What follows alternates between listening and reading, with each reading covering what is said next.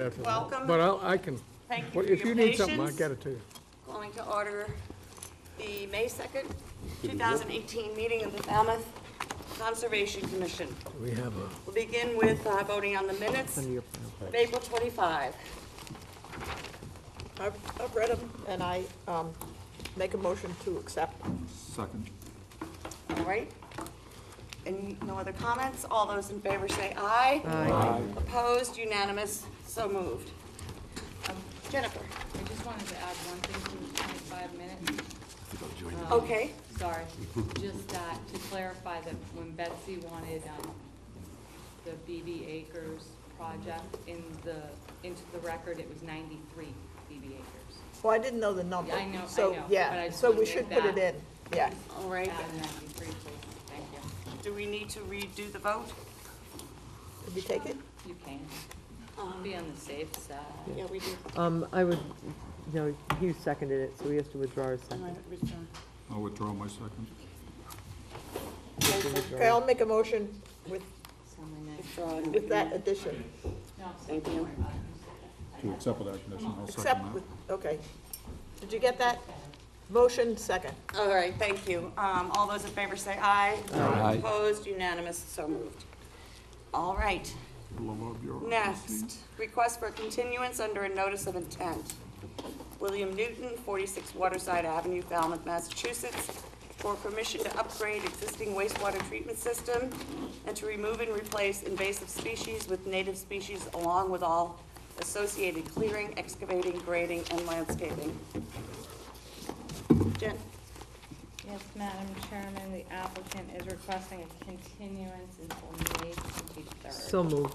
Second. All those in favor say aye. Aye. Opposed, unanimous, so moved.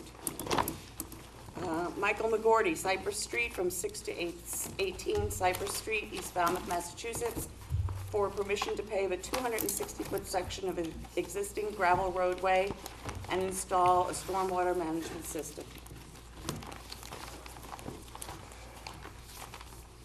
Jen? Yes, Madam Chairman, I'm just trying to reach a little clearer. They are requesting a continuance until June 13th. So moved. Second. All those in favor say aye. Aye. Opposed, unanimous, so moved. Okay, request for a continuance under an abbreviated notice of resource area delineation. Susan Moran, 390 and 402 Wild Harbor Road, North Falmouth, Massachusetts. Request for confirmation of the following wetland resource area boundaries: BVW freshwater wetland and salt marsh. Yes, Madam Chairman, they are requesting one more continuance.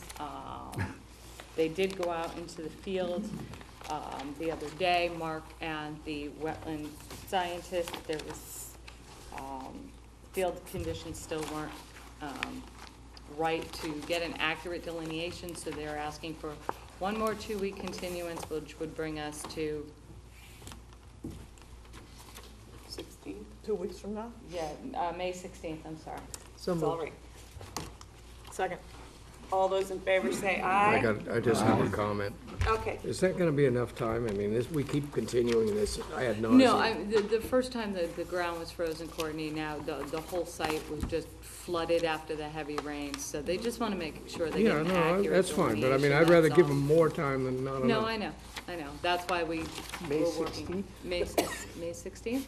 No. Okay, What? that's fine. All May right. 16th, I'll give them 2 weeks. Proceed with the vote. All those in favor say aye. Aye. Opposed, unanimous, so moved. All right, next we have requests for determination of applicability. For those not familiar with these applications, what is favorable to the applicant is a negative determination. That means that the applicant does not need to go to a more stringent level of review with the application. So first, Deborah Rogers, 310 Dillingham Avenue, map 39-21-006A-000A, Falmouth, Massachusetts, for permission to construct a garage, an addition, and reconfigure the parking area at the Falmouth Community Television, Inc. Yes, Madam Chairman, the Staff is recommending a -1 under the state and the bylaw with the resource area boundaries not confirmed. That's new. Yes, that I is knew new. you What's guys it- are gonna ask. Remind us what a -1 is? It is outside jurisdiction. Yeah, So I was gonna ask what's Yeah. there. Yeah. Second. All right, all those in favor say aye. Aye. Opposed? Unanimous, so moved. Eel Pond Market, care of Ben Carson, 87 Water Street, Woods Hole, Massachusetts, for permission to repair and stabilize the seawall. Yes, Madam Chairman, we're recommending a -2 under the state and the bylaw with the resource area boundaries not confirmed. So moved. Second. Any questions or comments from the board? Anything from the public? All those in favor say aye. Aye. Opposed? Unanimous, so moved. You're all set. Richard Weinberg, 55 Girard Avenue, Falmouth, Massachusetts, for permission to renovate existing lawn by removing 5 inches of old soil and sand buildup to be replaced with new soil and seed. Yes, Madam Chairman, we are recommending a -2 under the state and the bylaw with the resource area boundaries not confirmed. So moved. Second. Any I have questions? a question. Yes, Courtney. What, is this an area where you potentially have dune buildup? Is that what? There is no dune buildup, we went out and checked. Okay. So it's just, I Yep. mean, where's the sand coming from? Just the adjacent beach, but it's not Yeah, doing anything. okay.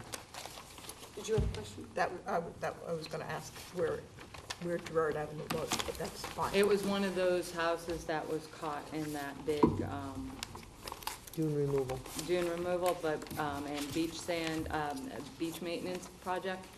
On the 4th of July. It is one of those Yeah. houses, but it's not, it's The holiday not going surprise. all the way up. Okay, Yeah, thank you. not a problem. All right. We went out there. Any questions or comments from anyone else on the board, from the public? All those in favor say aye. Aye. Opposed, unanimous, so moved. Request for hearings under a notice of intent. Gregory, excuse me, I need to read my hearing statement.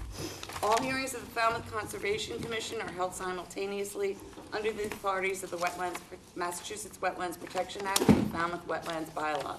Although a single decision of the commission is issued, it represents a separate decision under each authority. So first we have Gregory and Michelle Kozik, 25 Moonpenny Lane, East Falmouth, Massachusetts, for permission to raise RAZE the existing dwelling and construct a single-family 5-bedroom house with a screen porch, deck, gravel driveway, Title V sewage disposal system, utilities, dry wells, driveway, and the associated clearing, excavating, grading, and landscaping. Thanks.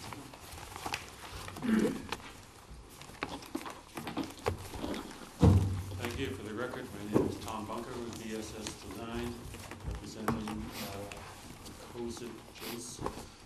With me here is Andrew Garrelay, landscape architect with Yarmouth Design.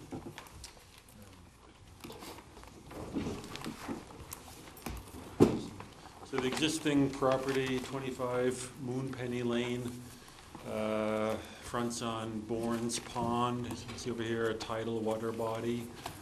There's a salt marsh bordering the property, a slope, which being in a flood zone, it's a coastal bank. Top of coastal bank is in this location. It's in a flood zone, the velocity zone coming to this point. Velocity zone elevation 14 up to this point. Falmouth wetland regulation velocity zone 25 feet back to here. We have a 50-foot length of the tidal action zone A here, a 50-foot coastal bank set A zone to this line, and then also a 100-foot zone A to the salt marsh, cutting through all of the houses right here.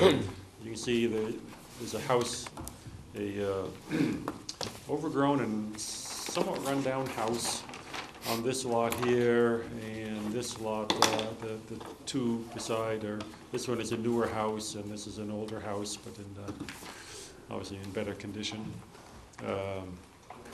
It's native vegetation all around, pretty much.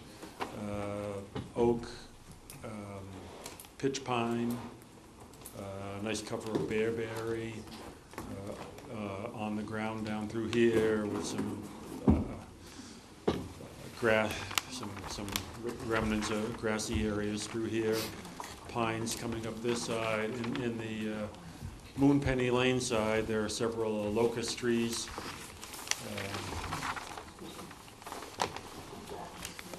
Don't miss anything. Right. Just doing a police function. So anyway, we have some locust trees here, also pitch pine, and some cedar trees. They're here, and the very back, Moonpenny Lane, the Zone B, further Zone B on the properties here. This is 100 feet from the coastal bank. This area is all in jurisdiction, being in flood zone AE, elevation 12. And this property is basically around elevation 10 and gets up to elevation 11 here, so it's all somewhat in the flood zone.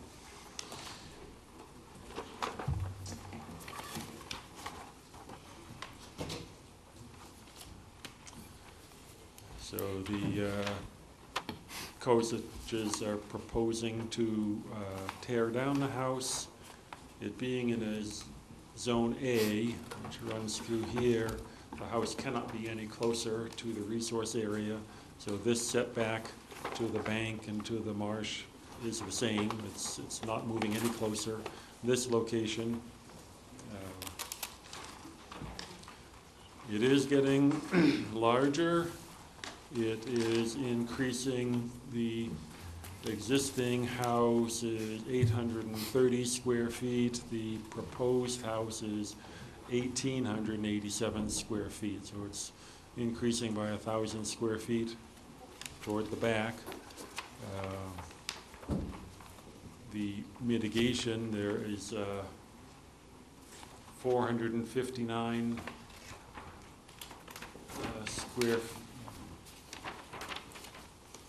Within the A and B zones, there's 153 square feet within the A zone, increase within the A zone, which requires 459 square feet of mitigation.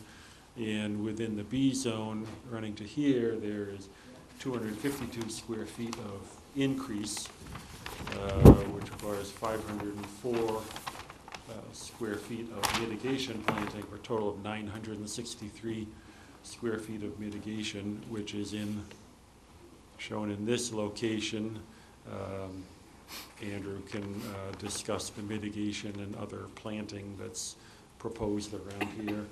The X's do mark all the trees to be removed. There's one pine tree in this location, which is too close to the house, and that will come out. Otherwise, all the larger trees here will remain. Most of the trees on the landward side of the house will be removed.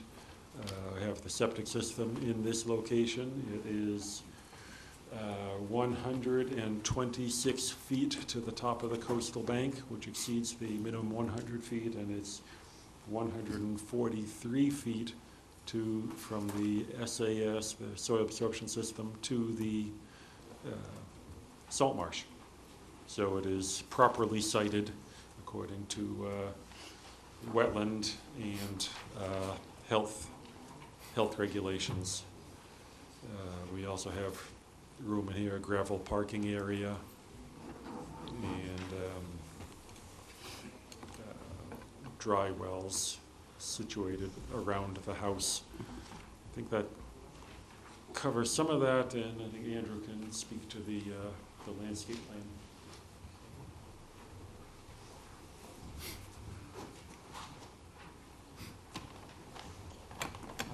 Andrew Garrelli, registered landscape architect, Yarmouth Fort Design Group.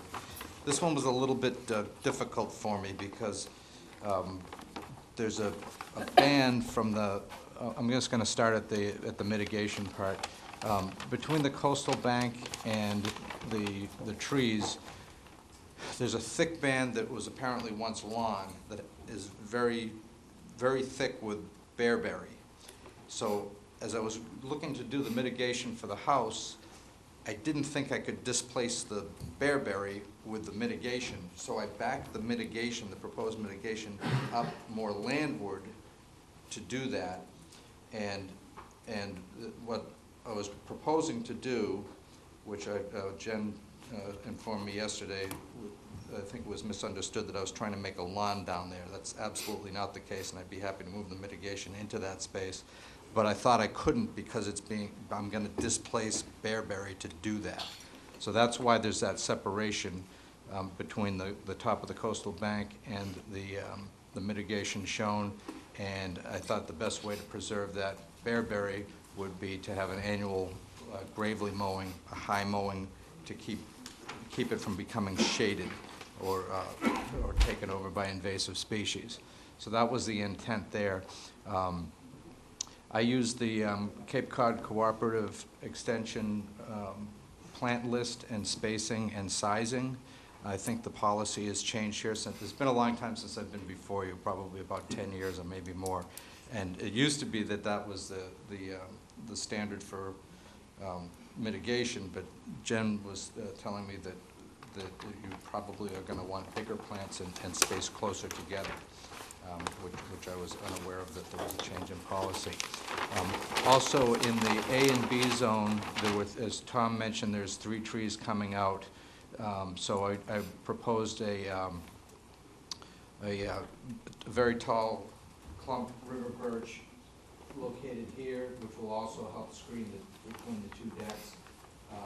The planting along that side is not, I'm not considering mitigation, but within the A zone, I kept it native, so I have winterberry along there. Also, that will help a little bit with screening between the 2 houses. Around the rest of the foundation of the house itself, it's all ornamental plants, nothing invasive, but the usual Cape Cod landscapes with the hydrangeas and some boxwood and other ornamentals. Driveway is gravel with a cobble border and a cobble apron. And the somewhat of a lawn area that exists now, they plan on maintaining as just a Cape Cod lawn with no irrigation. And I don't think there's going to be any effort to do any kind of fertilizer or anything like that. I guess I'll leave it up for questions. Thank you. Jen? Just a few things. I did speak with Andrew, and nice to see you back, Andrew. Thank you. About a few things. One was just the use of my favorite plant, sweet fern, in a mitigation planting. So he is going to be revising the plan to remove the sweet fern. We talked about maybe a single rail fence to prevent the mowing of the buffer area. And then I did say that the board might have some concerns with a mower being in back there. So that's something you'll need to consider.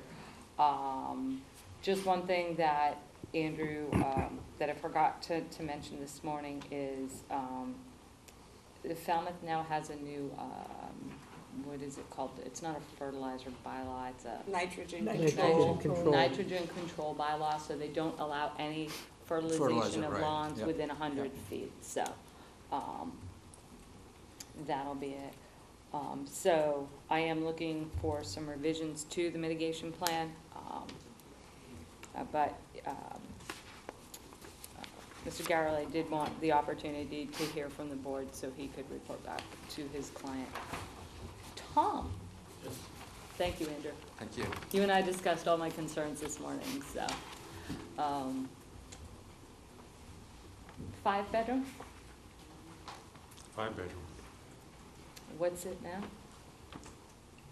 2. 2? Maybe Did 2. I miss that? Maybe 2. 2? Okay. I'm not sure. 3.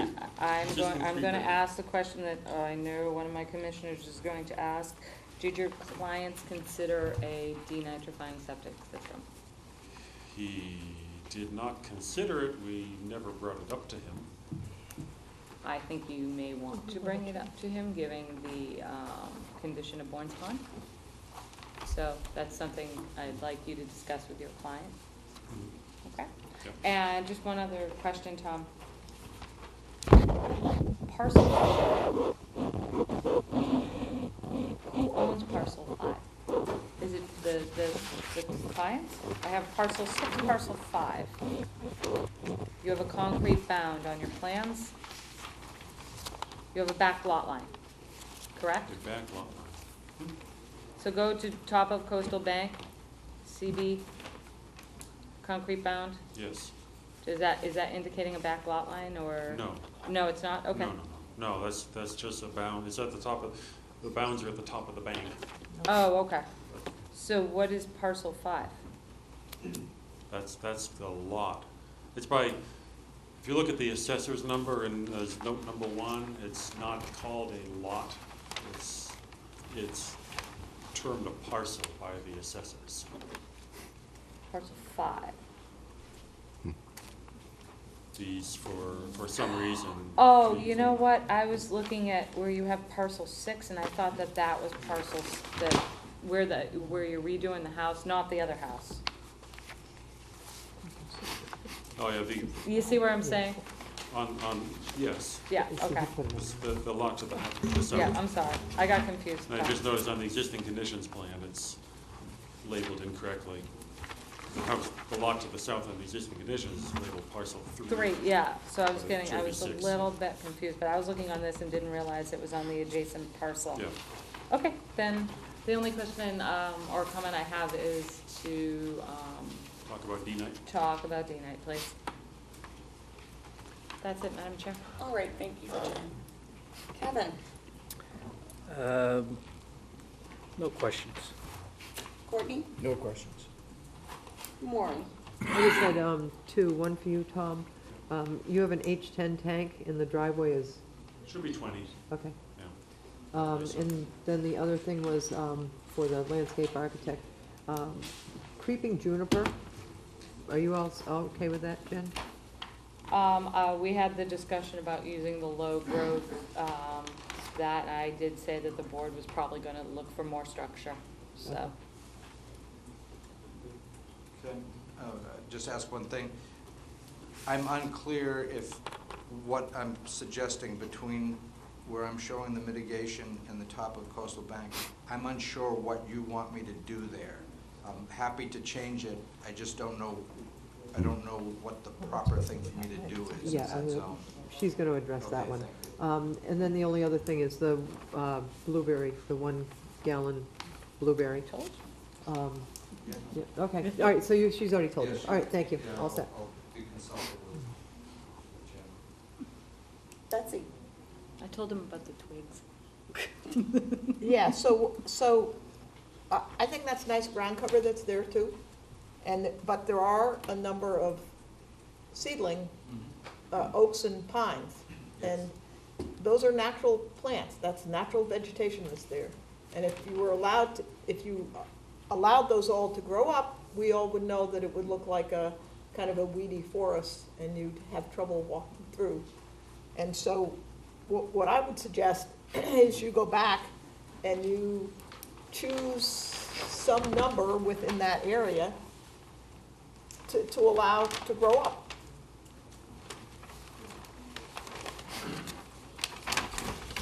Yeah, and we met with Jen back a few months ago to discuss what the possibilities were, so that I don't know if I misinterpreted anything that Jen said to me, but we were discussing the possibility of removing some of the small seedling pines and oaks in order to,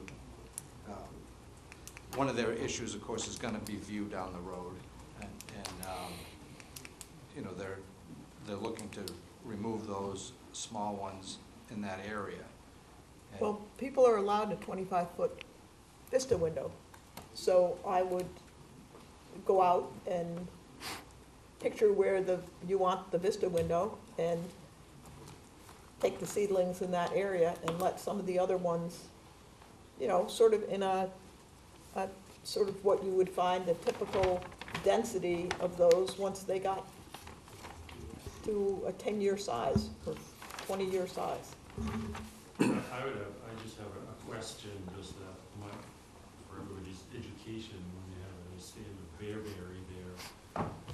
How much shade can that tolerate, the bearberry? How much shade can the bearberry tolerate, and how much? Well, I'm not sure, but this would be a successional stage, right? Yes, it would be, yeah, so. And we would like to have woody vegetation in our A zone, especially the A zone to a salt marsh. Yeah, I understand that. I mean, the bearberry is, there's not a lot of bearberry habitat around either. Just wondering. But yeah, if you just let the succession take place, then that would. Right, what you're saying, but I'm actually suggesting you sort of manage the succession so that yeah. you don't end up with trees as dense Mhm. as we are, or that audience is. You pick a quarter of them, and then you can remove the rest. Are you calling Jeff dense? No, I'm calling you dense. Cedar or something. No. And then, as far as, is it Jeff? This- Andrew. Andrew, sorry. Not Jeff.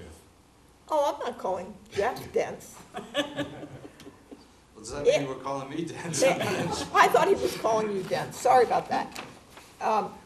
As far as your question, I would just sort of interdigitate the, I call it the front, I realize it's the back of the The water, house. yeah.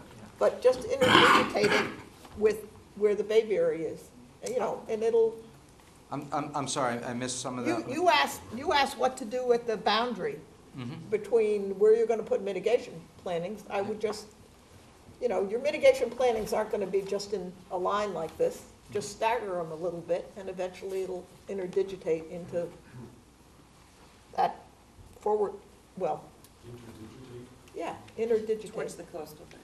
Yeah, write that one towards the down. coastal bank. So Betsy, do you want him to take a portion of the the proposed mitigation plantings and scatter them about?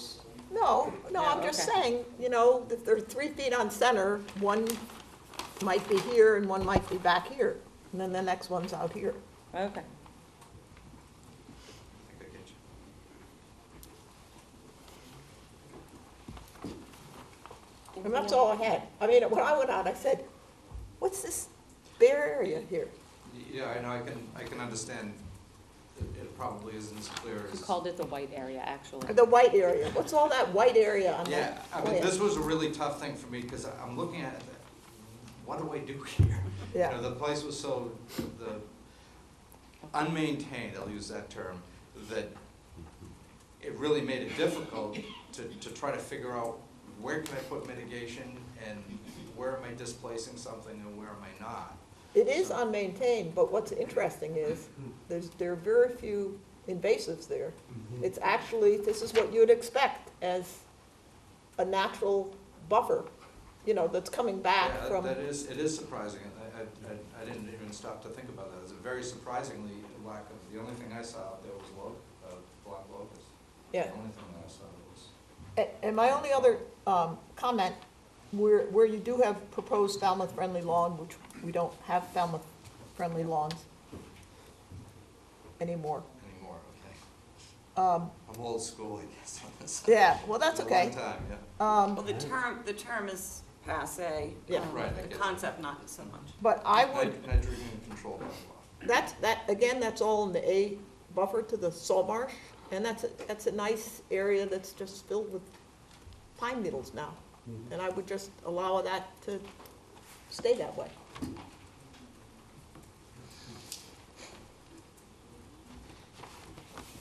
That's okay, thank you. Jamie? I have an issue with the verbiage of brush mow once annually, I think That's so has that been clear that Yeah. up. addressed? right, I want, Sorry. brush mow would inhibit the growth of these Yeah, trees okay. that are gonna be left. Thank you, sorry I missed that.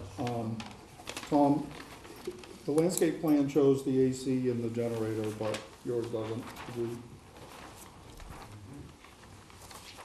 amend that? So it's on the record. Okay, we can, yeah, it looks like they're outside the D zone, we can put them on our plan. Yeah, but just so it's on the, that's all I have, thank you. All set? Steve? I have no further questions. Thank you. Mark? just to make sure you're not touching anything on the bank. That's sort of a scrubby area. Leave it completely alone. Yeah, I could see at the little railroad track line. Right?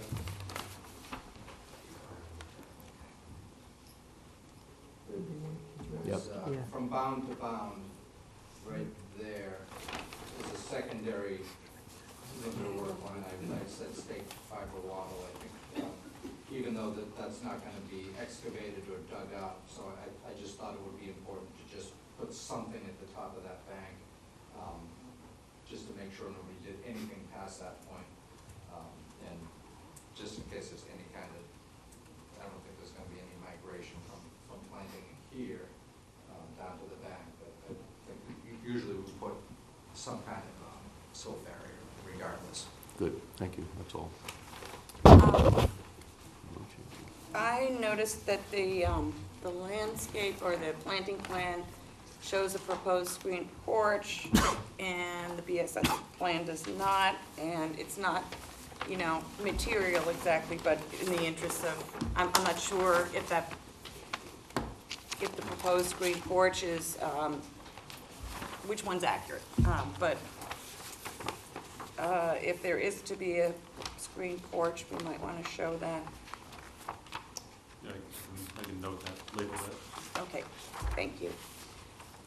Maureen, had something else? Yeah, I just, I know it'll be in your order, Tom, but just so everybody knows, we're not allowing the wattles anymore, straw bales. Maybe down below on that, we might consider it in deliberation because it's just more of a visual than anything else. But the other recommendation is, I see you have it kind of zigzagged, and maybe because, as Betsy said, to keep that pine needle kind of natural lawn, is to bring that limit of work up further so that they don't get in there with a machine and wreck that area. You know where all the pine, where it says proposed family-friendly lawn, in that area, not, I mean, It's to protect those pines. yeah, Yeah. and to go even further up toward the house. Just saying, Yeah. across, Yeah, just put it right across. the A buffer and protect the pines. Next. And then the last thing was, I think Jen talked a lot with you about the plants, but, you know, the low bush sweet fern and creeping juniper and pasture rose are all, just so everybody knows, are very low growing. They're not very rugged. They're not, they're not what we would usually see in a mitigation planting along the top of a coastal bank. And Mark, could I ask, what did you say, you don't allow wattles anymore? Nope, we've had, you know, after this spring with all the rain, and the contractors aren't maintaining them very well, and when they get really soaked, they're just blowing out. But like I say, down below, you know, where you just want to do it as a visual on the, by the coastal bank, possibly, but where Tom, there's construction, no, go on. Rita. No, go on. No, just where there's Jen. construction, no. Just to let you know, Tom, in the order, they added a note in the standard conditions where it references the limit of work, and I put it in big bold so everyone would see it in the order, but it says that the use of wattles or the silt socks, or I have them, Corey Law. yeah, mulch socks or whatever, cannot be used without the staff's written permission. And it's because we're seeing them used inappropriately on some sites. So if you have a flat site, we'll consider it, but I would like to see hay bales. As much as I find them damaging, sometimes the wattles are just being misused Yeah. on some sites and not maintained. I think on this particular site where the construction limit of work is, that it's not gonna damage anything there. To have spray. Well, we can talk about, yeah. Yeah. Yeah.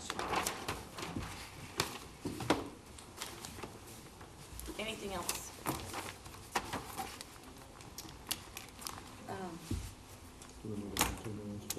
That we need a date. So I'm gonna put a motion in for a continuance, and the date is, What date would you like, Tom? Andrew? It is the 16th available?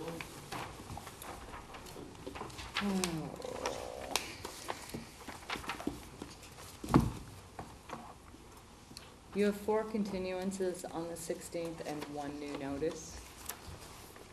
The continuances are Cape Cotter Road, 50 Bayview, 64 Muskeget, and T-Ticket Path. Do you want to hear this one too? It seems to me, I mean, this hearing, this session wasn't very long. It doesn't seem like it would need to be very long. Sure, that's fine. Yeah, 16th it is. so, Yeah. One moment. so my motion is to the 16th. Okay, Second. second. All right. Anything else from the board at this time? Comments from the public? Yes, please come up to the podium, use the microphone. That's for the benefit of the TV audience.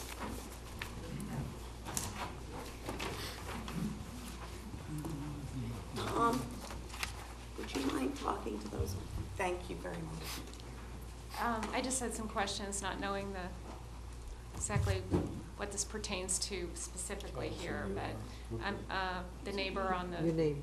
Oh, yeah, I'm sorry, you need to tell us who you are. Bonnie Campbell, 21 Moonpenny Lane. Thank you. Just questioning some of the decisions here regarding screening on this side.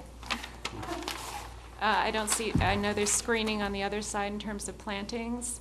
Not sure what's going to happen on this side of the fence. So just questioning what is there. My understanding is that there's some, AC and several things on this side and a fence planned. I don't see any plantings there. We're concerned about privacy. Also don't know the height of the structure. And also, it's coming quite a bit forward towards the street than the old original structure. I'm not sure how far they can legally do that, but it's extending quite a bit further towards the street. That last point is a zoning question. Okay. What we are concerned with is not moving closer to wetland resources, so that's not an issue, something we take issue with. As far as the screening, that's also not really in our purview unless it's unless it also implicates our jurisdiction somehow. Mary, So- through the chair, Yes. they are putting a stockade fence or some sort of fence. It says proposed 6-foot privacy fence along that whole property line. Right, I do see that. Mhm. Again, our concern is the size of the structure is, 10 times what it was, and the height of it is an issue for us, obviously, as well as, what you've been talking about is critical, obviously. We're just not sure how that's going to affect our situation on this side. And I'm not clear about where the lawn area is on this. Again, we talked about that. I just maybe you could point that out. Where the lawn area is for this, and where is the porch, the screen porch versus the deck. Again, that I saw 2 different drawings that indicated Right, they were in they're different. side by side. They are, okay. And which is which? Deck to your side.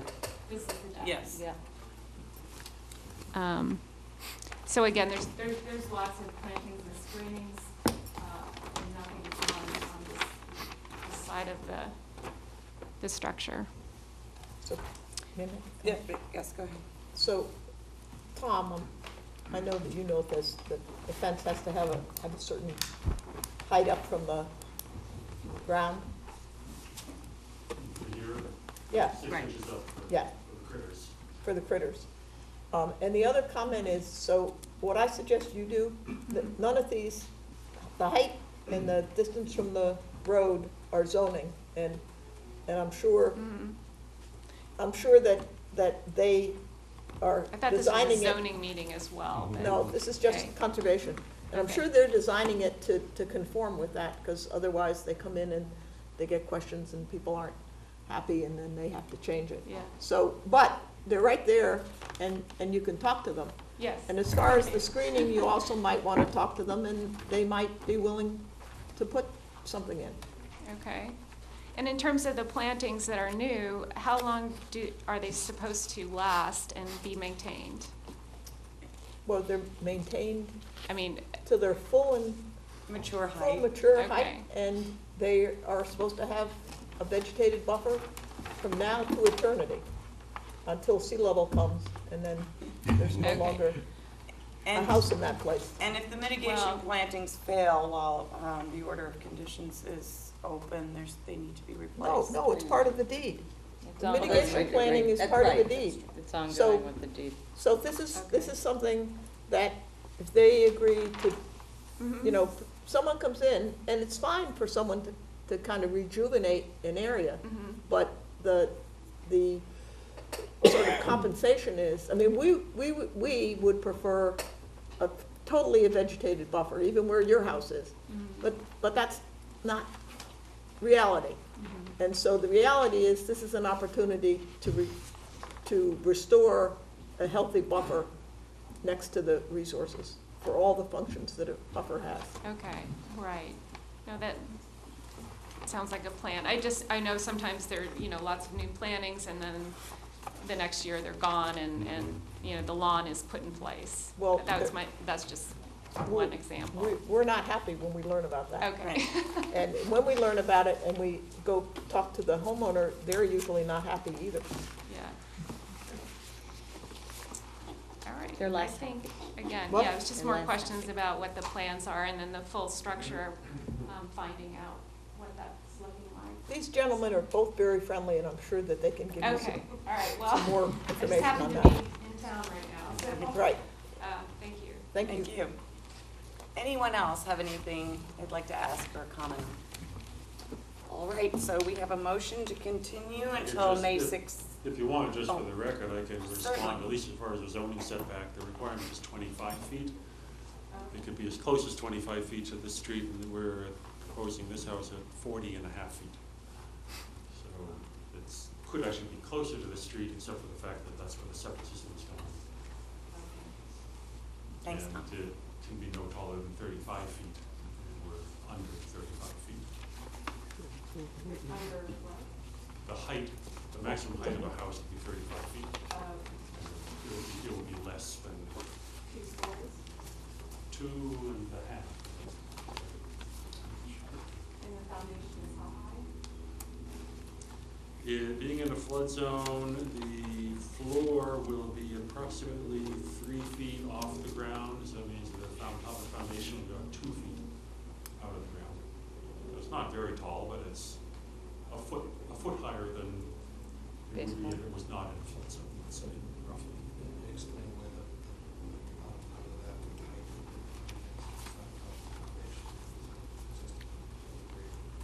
Oh, as far as the 35 feet is from the existing ground, not the foundation. It would be 35 feet from the ground. Thanks. Betsy? So because this is in an A flood zone, where that separation you have, you're gonna have flaps that, Vents, flood vents, Yeah. yes. okay. And by the way, the building code is now, they must have listened to you, because they're now taking up, the floor must be a foot above the flood zone. Isn't it nice when all the boards work together on these things? Wonderful. Okay, are we all set? All right, so all those in favor of continuing to May 16th, say aye. Aye. Opposed, unanimous, so moved. Thank you. Thank you. Next, we have R&B Developers, Inc., care of Tarja McGrail, 134 Minot Road, East Falmouth, Massachusetts, for permission permission to remove the existing tennis court and associated fence enclosures. This area will be replaced with a recreation area with a finished landscape surface that is either pervious sand and/or shells, along with the associated clearing, excavating, grading, and landscaping. Thank you. Good evening. For the record, it's Taria McGrail with Coastal Engineering, here to represent the applicant. Sorry what I did to your name. Oh, I've heard it before. So this property you're probably familiar with. It's the in-season Surfside Resort down on Menahunt Road. The property is located on the south end of Great Pond, near the pond's outlet to Nantucket Sound. It's currently improved with 3 buildings, associated parking areas, utilities, and also a tennis court. The wetland resource areas on the property include land subject to coastal storm flowage. It has both an AE elevation 14 zone as well as a VE elevation 15. And then the other resource areas on the property include a coastal bank that is also a salt pond bank. As such, we are showing a 50-foot, the red line is a 50-foot buffer from the top of coastal bank, but we're also showing a 75-foot, which is going to be your A zone from the bank, the salt pond bank. And then in blue is the 100-foot B zone buffer. So the proposed project includes removal of the existing tennis court. It's about 7,100 square feet, and also removal of the tall tennis fence enclosure that's around it. All work that we're proposing is upland of the coastal bank, and we will be replacing the paved surface that's there today with a sand and/or shell surface, and this is shown on the plan. The area is going to be used for resort amenities for the guests. These will include a small mini golf area, a little shade pergola, and then just some areas to sit, as well as some planter boxes and also some vegetation around the perimeter to define the space, the recreation space. So as a result of the project, we're proposing to remove almost 6,700 square feet of impervious area. Once this is removed, it will, greatly improve the buffer zone by creating more pervious space that will be able to absorb stormwater runoff. As a result, this will reduce runoff that may be going towards the bank, and this will have the result of reducing any potential erosion risk from the area. So I guess with that, it was kind of short, but if I could take questions. That's fine. Thank you. Mark? I have no questions at all. Steve? No, I think it'll be an improvement. Yes. Jamie? 1 second. Oh, yes. I'm sorry, That's all I right. don't see the mini golf on the drawing. It's right in this location. It's just, Oh, it's really tiny, okay. Yeah, It's it's really, not very sorry. big. No. Thank you. It's a maxi minute. You're passing. Betsy? Nope, looks great, thanks. Maury? No questions, it looks good. Courtney? No questions. Kevin? No questions. Jen? Madam Chairman, just one I'm thing. sorry, Jen. And I just noticed it. We're going to just need a revised plan showing the 25-foot offset from the B zone in Falmouth, that's all. So we Okay. can close the hearing, it'll probably be a condition Sure. that you submit a revised plan, just showing it's in our regulations, in our coastal storm flowage regs, that there's just a 25-foot offset to that B zone. Sounds good. And other than that, I went out with the landscape company who's going to be doing this work a couple of weeks ago to review it, and it will be an improvement. Yeah. Yeah. So I'm gonna make a motion to close the hearing and take it under advisement. Second. Which I'll make, but I have one comment, you're not from here, are you? Oh. So it's Minot Road. Manon. And we all did, everybody who first comes to town says it the way you did. So we're even. Wait, so how do I say it? Minot, Manad. I'm from Sandwich. that's okay.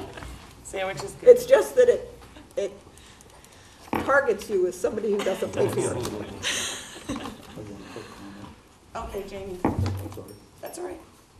There's an existing silt sock for erosion control, what have you, on site. It looks breached. Can you have that looked at? Yeah, before construction, can do that, when I go out to take a look at the rest of the erosion control. That's okay. Okay, so we have a motion to close. Anything else from the board? Anything from the public or anything else from the applicant?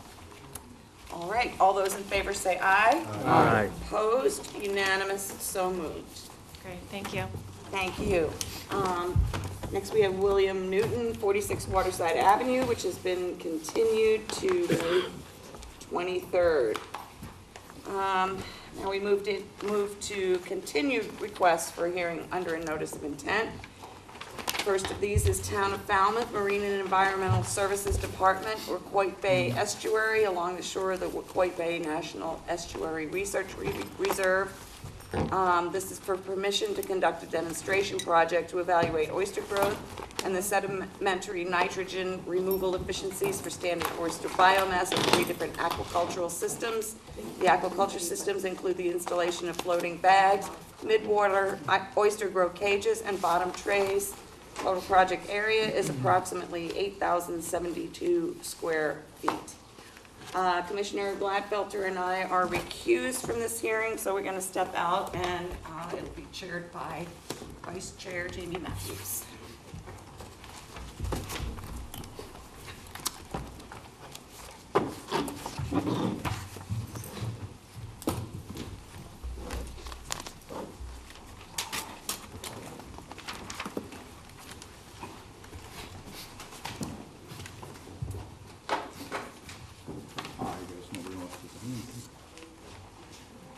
Ken, you feel we have everything we need? Yes, Mr. Chairman, I was not at the last hearing, Right. but I did review everything. The board wanted a shellfish survey, so the Marine Environmental Services Department did go out. They did conduct a survey, they submitted a report. I do have all the photos that they submitted, 2 copies of those, because we just got a lot of paper, but you did get the shellfish survey report and the supplemental information. I also understand that the board wanted water depths information. I instructed them to go out into each plot to take the water depth information. I was unaware that the board wanted it plotted on a plan, so that's what I instructed the applicants to do.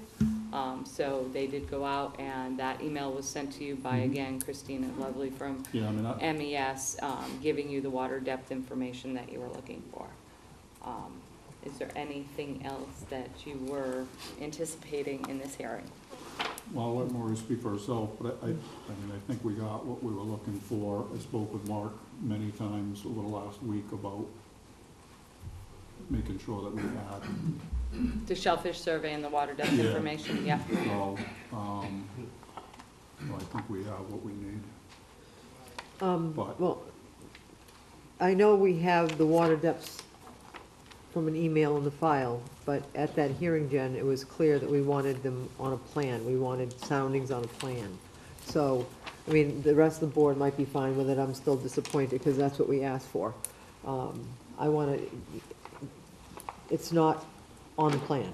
We don't even have a plan. So, and this is, I think we were, that night, we tried to work through this as well as we could to get this moving forward because they have a big time constraint to get these animals in the water and to get this project going. But it was very disappointing for me when I got my packet and all I had was the demonstration site with nothing on the plan. And our other aquacultures, I did look at some of them, and they do have boundaries and water depths. And this one especially was important because of the depth of the cage is 2 feet. And I went out there at 9:38 today, which was low tide. And I was hard pressed to know if those were gonna be above ground, you know, if they're gonna be not underwater at that point. Some of them I don't know if they're gonna be floating. The board will vote, I'm sure, but without that information, and we also asked about if any animals, what would happen if any animals were diseased, how that would be taken care of. So, those are Yeah, my don't we two. normally get an assessment from DMF? On a typical aquaculture grant, you would get an assessment from DMF. Because I didn't, and I know this was sent to DMF, I did not see, I'd have to go through the main file. I did not see any comments from them. Right here, Oops, sorry, Kevin. we do. Oh,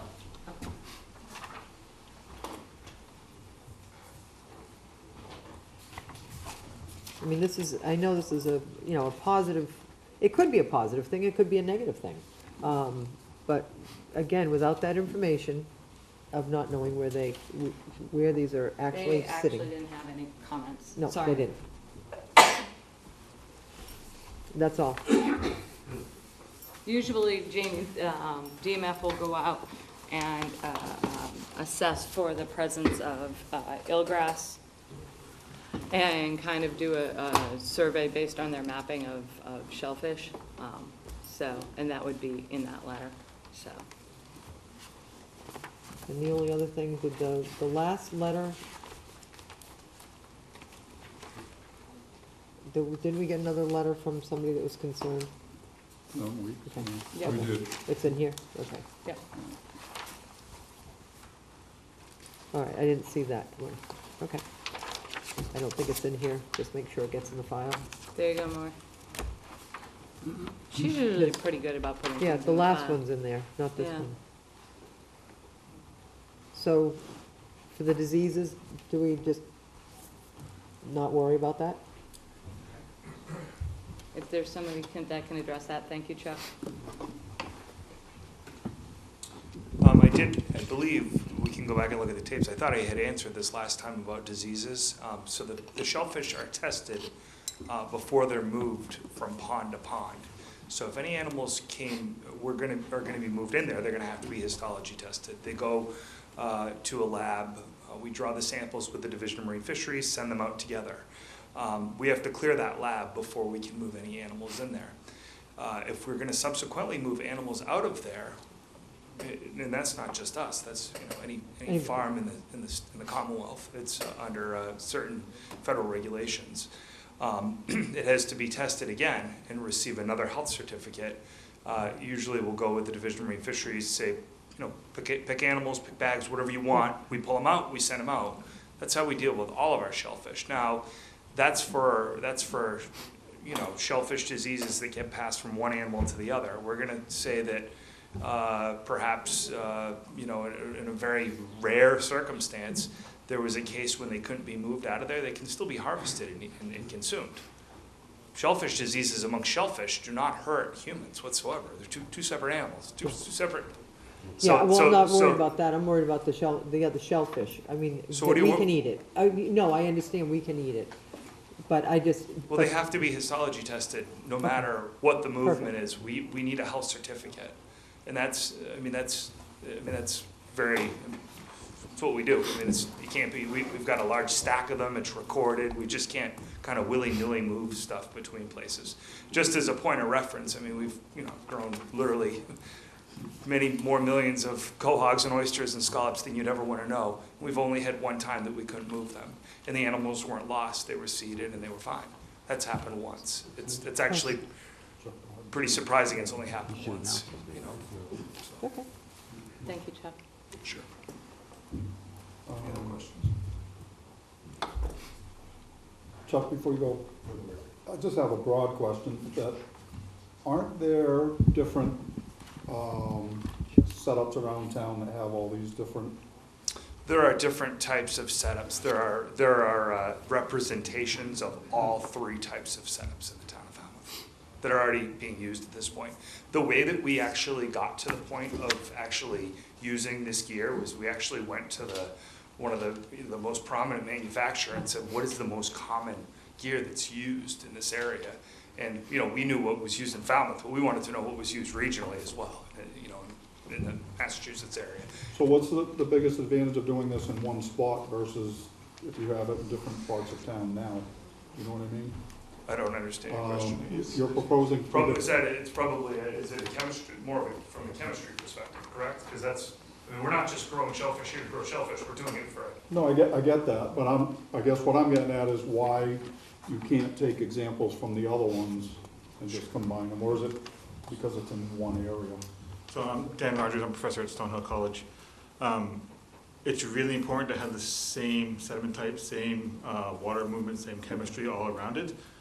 the chemistry in, say, Bourne's Pond, you brought up earlier, one you brought up earlier, and, you know, West Falmouth are not the same. They're drastically different things.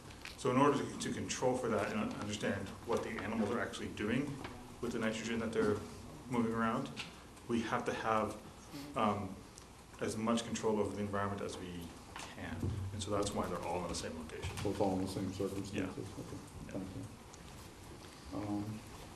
Go ahead, I'm sorry. No, that was a good question. No, and then the last thing, will we, when we deliberate, ask for a procedure for if there's a hurricane? Yep. Okay. I just have one question because I wasn't here at the last hearing and I honestly first, it's buried in here. How long is the project, Dr. Rogers? So it's a 2-year project. Okay. The oysters are in from, was it March? March to, yeah, April Okay. to October, so.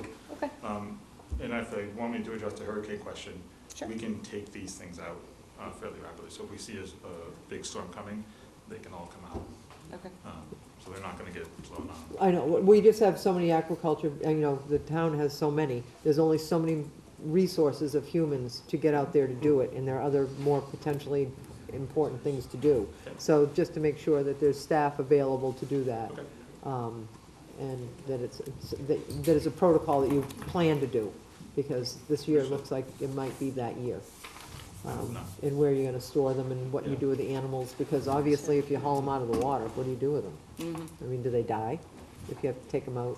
I mean, I don't know how it interrupts the study, that's all. I mean, you want, So if we have a container, which is where we overwinter them as well. We Yeah. can have ice delivered and bring them out, put them on ice, and then reintroduce them back into the water. Cool. They'll be fine. all right, because I mean, that would be awful to lose them all after you've It's- well, done all that work. I don't want to, you know, I mean, we don't want to lose the animals either, you No. know, so it's, we're in the same arena here. I know, but we keep adding more work to you guys, so, to the, you know, the We'd be staff. happy to cut down growing oysters if y'all would like us to, I mean. Okay, thank you. You good? Yep. Kevin? Courtney? Yeah, I have to echo Maury's comment that I think we were looking for a chart or a map or a plan with the water depths on it. And, you know, I don't wanna hold you guys up. I could be a jerk and say, let's continue it and so forth. But I'd like to see a plan before you start. I told them. Okay, I'll have them plot it on the Yeah. demonstration plots. We don't even have a map exactly where the plots are. Really, Yeah, in other words, it's like anything else, you know, Okay. everybody else comes in here with a plan. We just looked at it, where they put the plants, where they do that. So this is in the water, so you have a plot. This is where the water depths are, and everybody knows. So, you know, as long as that's in her office before you guys start, that life is good.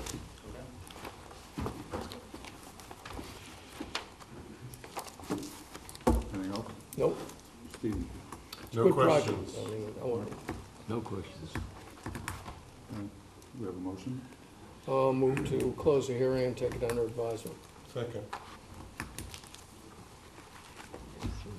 Any more comments from the board? Jen? No? Anybody want to comment from the public? We have a motion and a second. All those in favor say aye. Aye. Unanimous, so moved. We'll add it to the end and vote it tonight. Sorry? You wanted to vote it tonight under order of conditions, so we'll do that. Isn't that what you sent me an email, Mr. Chairman? That's what we, yes, that's Yeah, what we okay. told them we'd do. Okay, Yeah. And we're gonna do what we said we were gonna do. okay. So I'll just Ooh. add it. We're gonna vote. Here. So we're gonna be on. Okay, thanks. Thank you. So we'll do that on the, Give me a jersey. We're the only ones. Are we the only ones that wanted a plan? No, I want a good plan. Oh, no. That's all we asked for, water depth.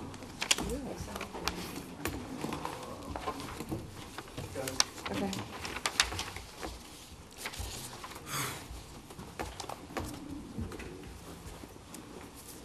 we're stalling. We have a quorum? Excuse me? Oh, yes. What did you want, Steve?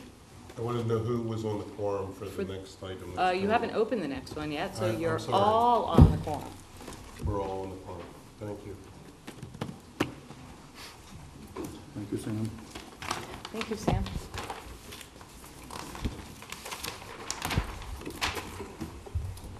Did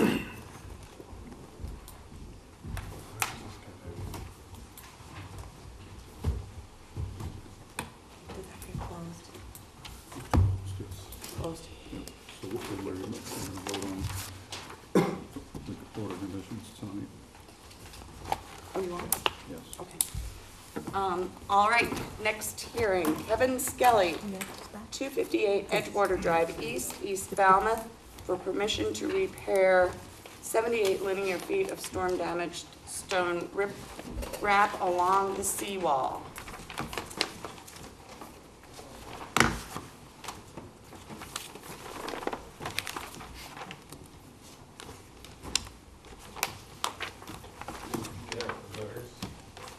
Thanks, Jeff.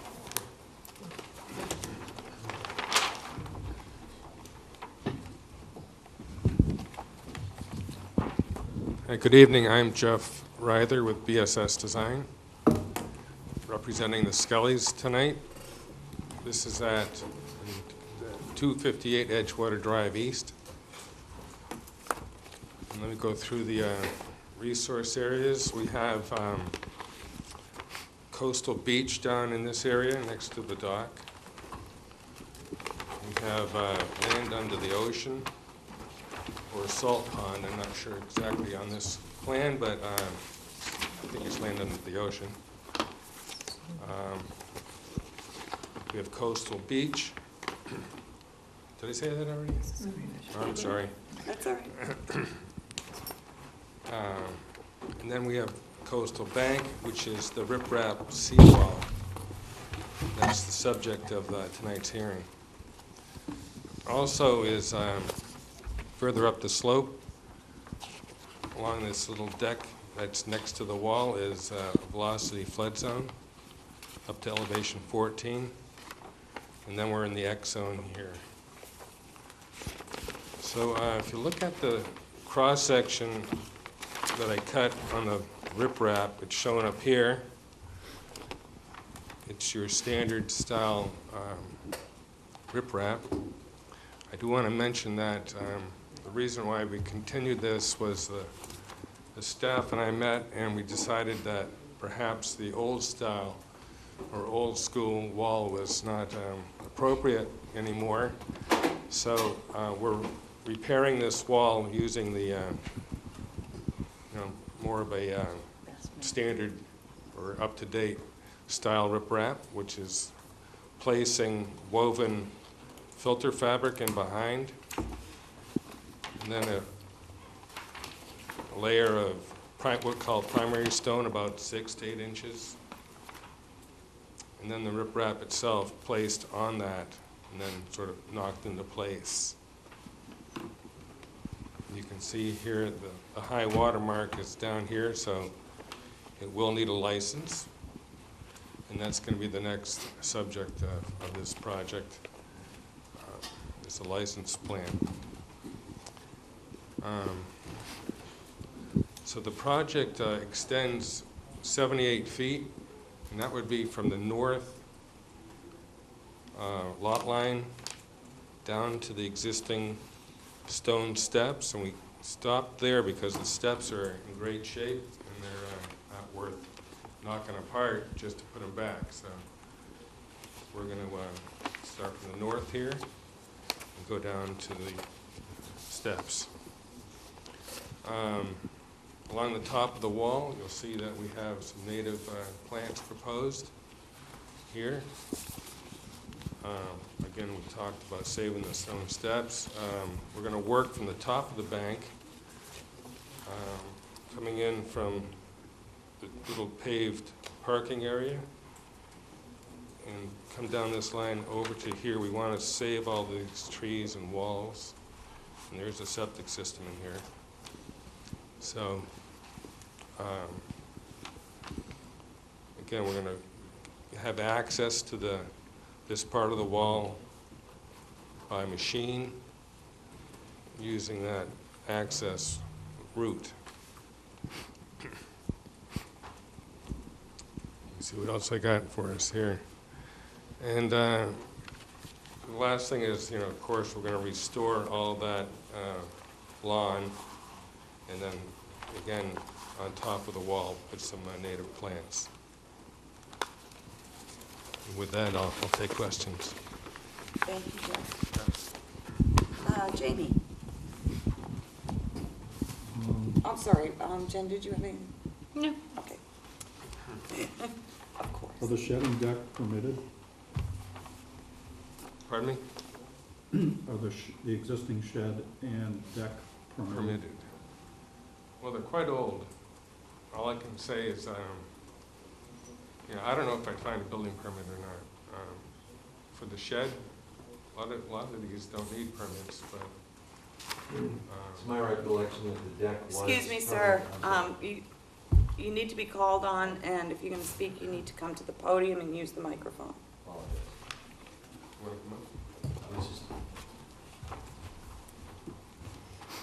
And please tell us who you are. I am Tim Skelly. This was my mother's property, and I'm attempting to purchase it from the estate. My father purchased the lot in 1954, and I'm trying to buy it from the estate right now, and obviously this is a concern of mine, and Jen's been out there to look at it, and this has been kind of a ongoing process for the last 3 years. In full disclosure, I'm chairman of the board of the assessors of the town. It's my recollection that the deck was permitted, but the shed, I don't believe we felt the need to get a permit for it, so they did. I think I could probably find the permit for the deck. That's all I had. The conservation permit? From this board or just the The building? conservation permit? That's what you're asking? We're talking about conservation permits. Oh, okay, I know that we had one from the building department, but I don't know about conservation at that time. Mr. Skelly, one quick question. Do you know when the deck was put in? The deck was put in probably Ballpark. mid-'80s, early '90s. Okay. So. Thank you. Okay, thanks, Jamie. Steve? My questions are on wall construction, so they're probably not relevant for this, but do you have to, you're removing this, all the existing and replacing it and putting a footer in under? Yeah, more or less, we're going to dismantle and put new toe stones in, because that usually washes out there. If you notice, right, the water goes in and out right now, sucking out the sediments. Okay. And it's starting to fall apart. I don't know if did anybody get out there? Yeah. The stones are all dropping down, and so we want to reuse everything we can, and then we'll have to bring in more boulders. Okay, thank you. Mark? You're gonna take out that little wall that's shown sort of extended northward from the deck to get to construction. That's gonna take a pretty good Yeah, you're gonna crane to get some of those stones up, right? We're gonna have to dismantle that little wall, And everything's done from shore, no, okay? maybe I missed that. We're gonna have a barge as well, and use that barge at high tide to reach the areas. You can't I sort of see- remember, it's sort of, there's some beach grass right in front of that wall, right? Right, we're not gonna, that area is gonna be. No, not that, farther up. Here? No, farther up, Here? north. Or this way? Yes, right up there, there's, No beach grass there. well, I saw some, I don't know, maybe I,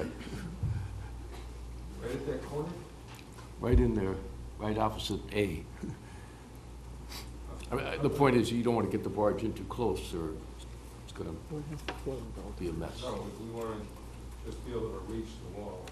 Right, and that's it, you can't get too close, because of that marsh, that grass is there. There, that low tide will work from the top. Yeah, but, the barge draws a little bit, right? Maybe excavator up top. I just think we have to be careful about the offshore grass there, and what we do about it, how close we get the barge, and, there's a little water there, but there's not enough water to float up. Yeah, this type of thing is, or issue is common with any of these walls. Well, So still an issue, even if it's common or We don't not. wanna, of course, damage it. Right. and it's gonna be, replaced back, same grade. If it's damaged, we're not planning on damaging it. You're gonna have to do some excavation at the foot to set the toe stones down in a little bit. Yeah. And that'll be Typically, we done. do it, this one we've probably done from the north to the south in about 10-foot wide sections, about as wide as the woven fabric. Mhm. So that we lay down and Right. work from there.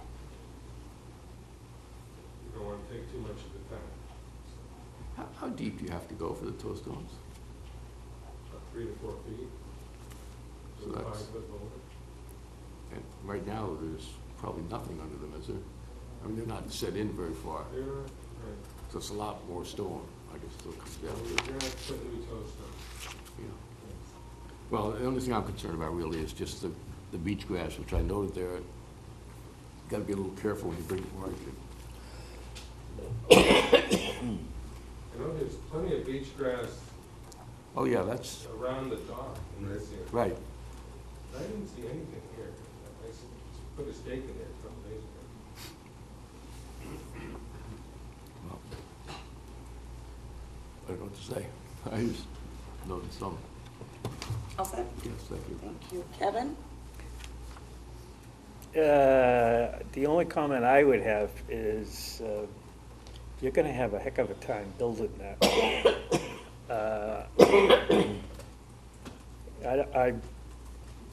The construction access, getting equipment in there,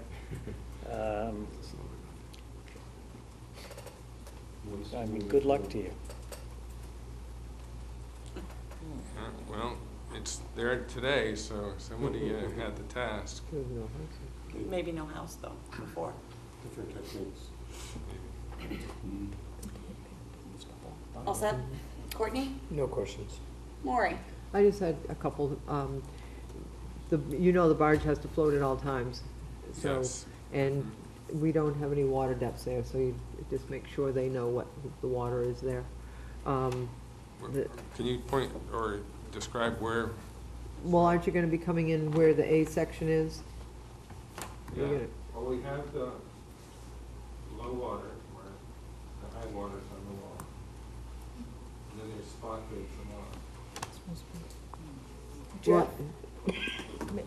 Yeah. Yes, go ahead, Ben. So you have the mean high water as a solid line, and then you have a dotted line, but that's also labeled mean high water. Yeah. But maybe you mean mean Yes. low water. That should be mean low water. Ah, okay. That's- Like right here, I'm like. Where is it? Zero, See the zero. dotted line? That was my that was my question to you. Fix that. That shouldn't happen. Well, that's the old cut and paste, that. Yes. I'm sorry about We've had several conversations about cut and paste here in the past month or so. So what kind of equipment is going down the construction access? That's gonna be a small excavator, Okay. like, so we can work the top of the wall. So I would just give one recommendation, because I'm Yeah. sure this house was built probably, what, in the 70s or 80s? 50s, whatever. And there's no as-built, and you really don't know what the septic is, and you really don't want a mini excavator in it? Well, it's not my fault, but, you're right, but I think, from what we've, Where the pipes come out of the house, it might be up on the upland, not near the water? I mean, back in the 50s, everybody put everything near the water. Please come Yeah. up, sir. I think there's more than one here, so. You need to use the microphone for the TV audience. Hi. I helped dig some of the septics there. My father gave us a shovel at an early age. The main septic is just on the inside of the deck that was noted earlier. There's another septic on the left side of the house that was basically designed for the laundry. There's another one in the front yard as well, and the next process is going to be Title V. We'll be back before you again. All right, so if the excavator goes through, you'll be doing a Title V sooner. Yeah. You just might want to steel I just plate it or got- yeah, I was something. I was gonna say plate And that. put 'em on Yeah. the I just plan. got the question, how much and where can we put a new septic? Okay. So, Okay. It just, So we got it on the radar. I just hate to see a bigger project here. And that was it? And you do know you have to get the waterways license and the Army Corps and all that stuff, right? Mhm. Okay, thank you. This is- Thanks, Molly. By the way, the dock does have a license, and the piles are on it. Yes, it's number 40. Yes. That's a water, that's a Wow. chapter 91. Yeah, so the next step is to prepare those plans and Army Corps as well, just like you said. Thank you. Thanks. Betsy? No, no, I'm confident that you can get it done. Thank you. This is not necessarily directed to you, but, we don't have well, we have a new plan. It has instructions, construction instructions on it, but it is now not consistent with the narrative, so we might just want to make a note of that in the record somewhere. Okay. So that people aren't confused by it. Jeff, could you probably just submit just a revised narrative? Right. It wasn't on your transmittal sheet, so, Well, which prompted my call to you today. there is one little spot where it is noted right here. Right, Jeff? I understand, but I wasn't even requesting necessarily that you provide us a new one, but I just want it maybe in the Right. findings somewhere prominent do in the that. record that It's gonna be very similar, they're, but I it's, would like a new one so that whoever is responsible for the construction has what's expected and what the plan is. So there's well, Room for there's always a confusion. possibility for confusion, but it minimizes the possibility for confusion. So, I mean, we can condition that. We don't need to see it. Jen needs to I need look to see over it. it. yes, okay, it should be a minor task. I we'll would work think. on it. Thank you, Jeff. Okay, We done? well, we're close. Okay, would you like me to make a motion? I would love it. To close the hearing and take it under advisement. Second. All right, anything else from the board on this? Anything from the public? All right. All those in favor of closing the hearing say aye. Aye. Opposed? Unanimous? So moved. Thank you. All right, thanks. All right, next we have Brewer, Fiddler's Cove Marina, care of Fred Sorrento, Fiddler's Cove entrance channel, North Falmouth, Massachusetts, for permission to dredge up to 500 cubic yards of sand from the entrance channel to Fiddler's Cove Canal.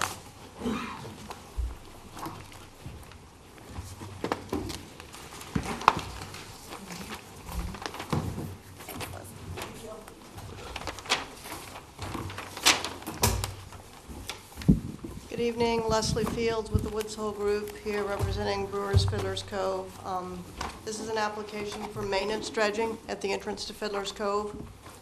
The channel provides access to the marina there, Brewers Fiddler's Cove Marina, as well as some private properties that are further on up the cove that have waterfront access with the docks.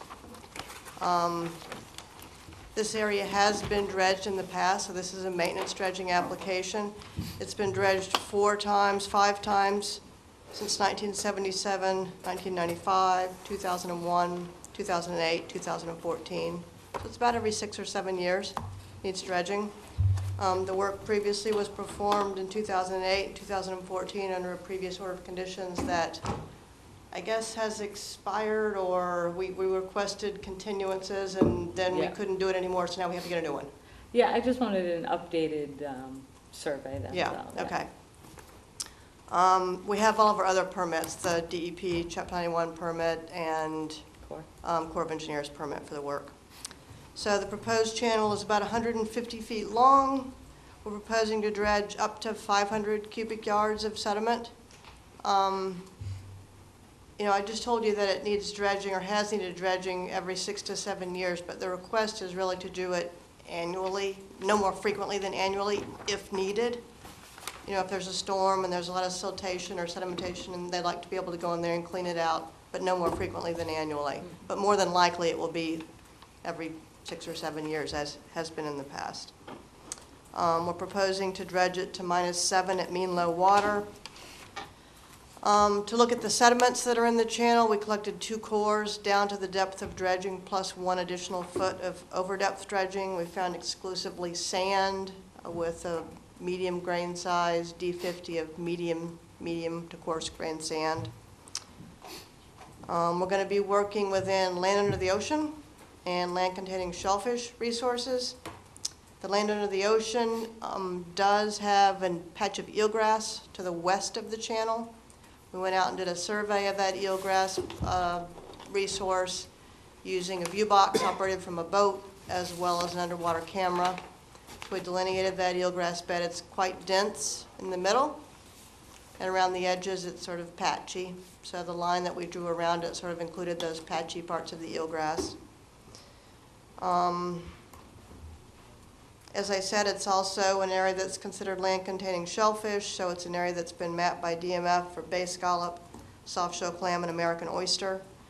As we did last time, we proposed mitigation and were required to mitigate impacts to the shellfish resources through a contribution to the town for shellfish seed, as well as harvesting shellfish from this area prior to dredging under the direction of the shellfish constable.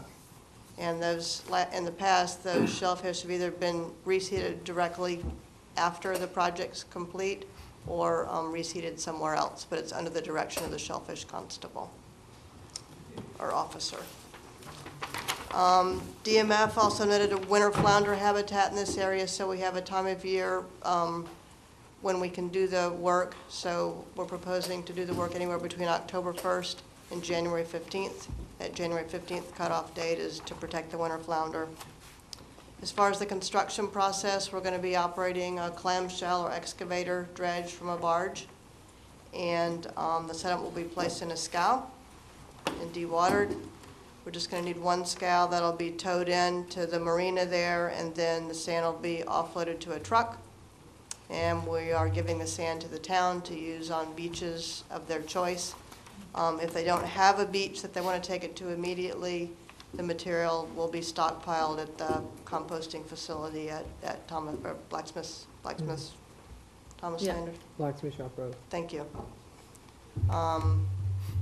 So we have a letter in the file from Bruce McGardo saying he's happy to accept that sand. The trucking expense would be the applicant's expense, but the town would accept the sand. So that's all I have really to say. I'm open for questions. Thanks, Leslie. Betsy? Oh, I'm sorry, Jen. No, I just wanted to state that the refiling was so that the commission could have an updated survey plan. I can't remember how many extensions the first one got, but it was like 3 maybe? It might have been 3, and there might have been, the Permanent Extension Act might have And then happened in there there, was a so it really couple, gave us yeah. quite a bit of time. We were able to get Yeah. those 2 dredgings done under that one order. So I just thought it would be prudent to have an updated survey, that's all. I agree. Betsy? I have no questions about the project. I'm just curious, who pays the transportation fee from where it's put onto a truck? The marina. The marina, so who's doing this will pay for transportation for sand to a town beach or to the town facility? Yes. Okay. Yeah. Yep, that's all. Thanks. Maury? I was noticing the years of the dredging, and it is interesting how it's been closer and closer, because from 77 to 95. But they did 2 dredgings in this permit.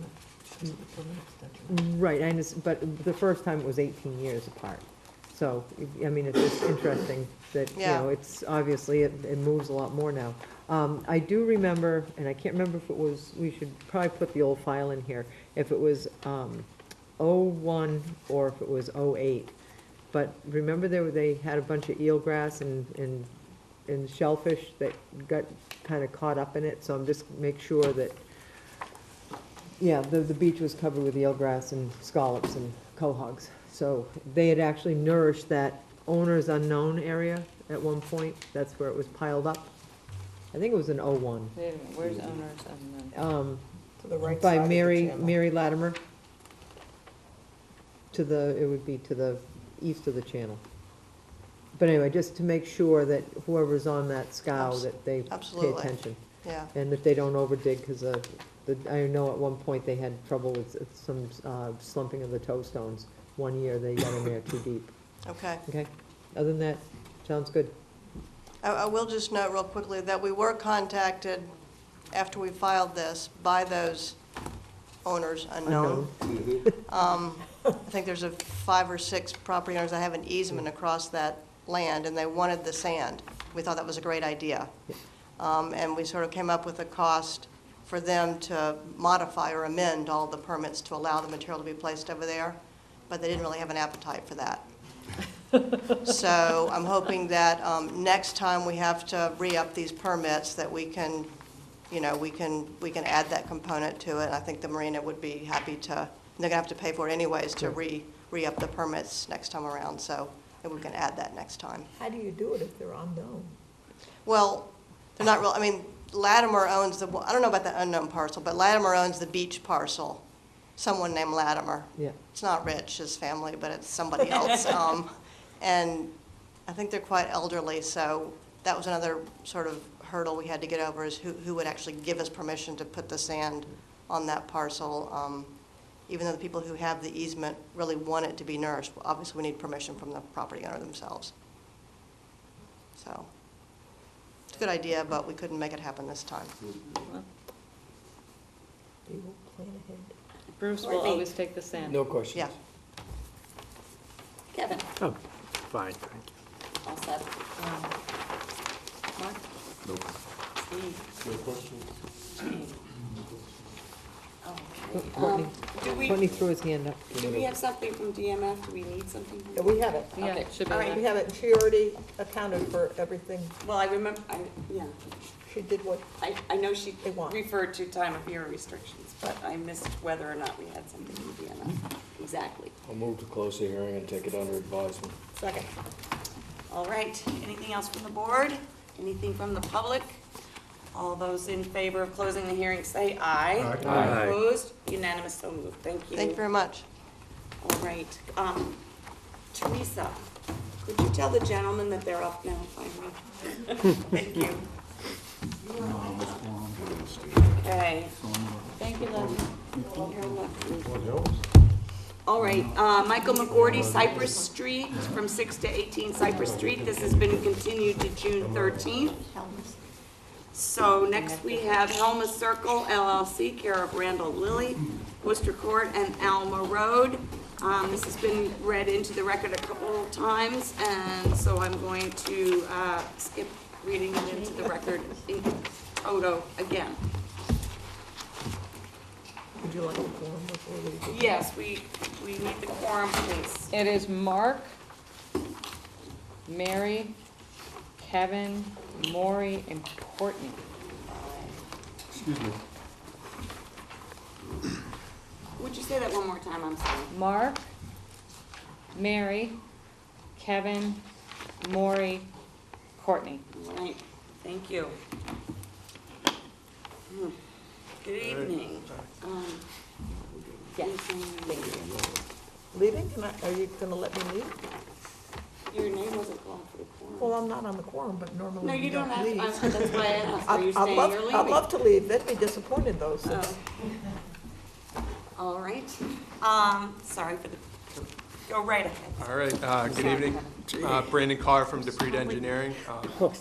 I was just going to run through, we had submitted a 2-page kind of summary of the changes that we made to the plans and reports that I was just going to run through and then turn it over to Brian Madden to go over his memo on the coastal bank and then be available for any questions. So we made a few, about 6 or 7 minor changes to the plans.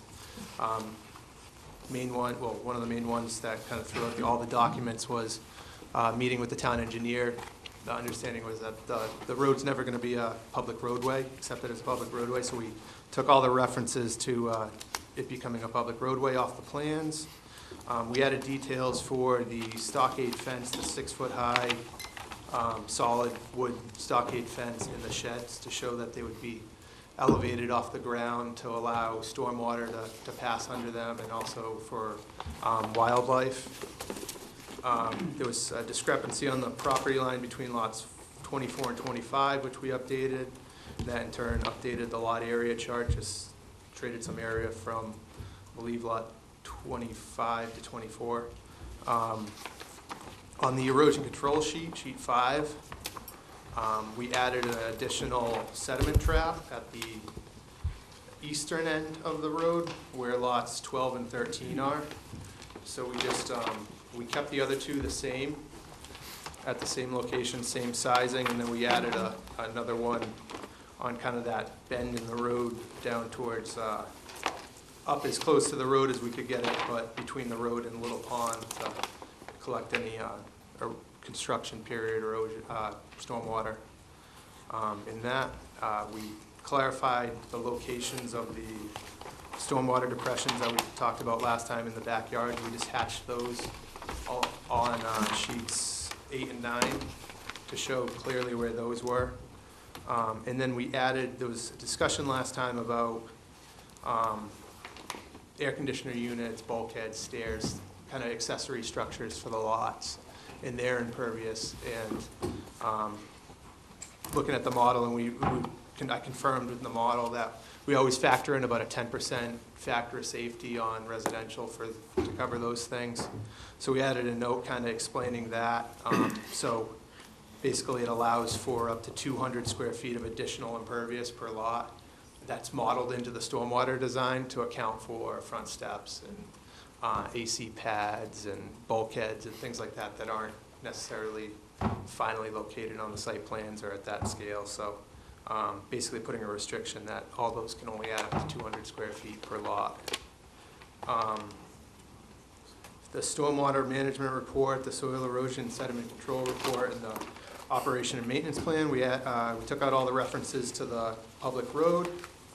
In the stormwater report, we filled out the checklist. It was a printing error, so the Massachusetts handbook checklist didn't get filled out. The last submission was previously, and we just confirmed that it printed correctly this time.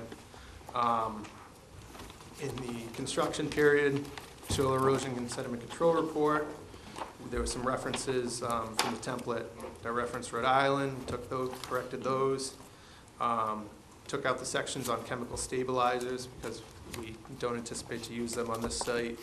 And then we took out the sections on dewatering because we don't anticipate any construction dewatering on the site. And then the post-construction operations and maintenance control plan for the stormwater, we added a section on page 5 about inspection of the road shoulders and the areas over the sediment control, the underground infiltration systems that we talked about possibly being used for snow storage. So we added a section for in the spring to inspect to make sure there's no sediment or sand collection, and if there is, to remove that. Kind of went hand in hand with the street sweeping that would happen in the spring. There was some changes made to the homeowners association covenants. I think we submitted a copy that was redlined, mostly relating to restricting additional impervious and some other corrections. Peter, the project attorney, can answer any questions on that. And then LEC submitted a memo on the stability of the coastal bank. So I can either take the questions on the items I already talked about, or we can have Brian kind of go through his memo and then ask questions on the whole project. Or I think I'd like to hear from Brian.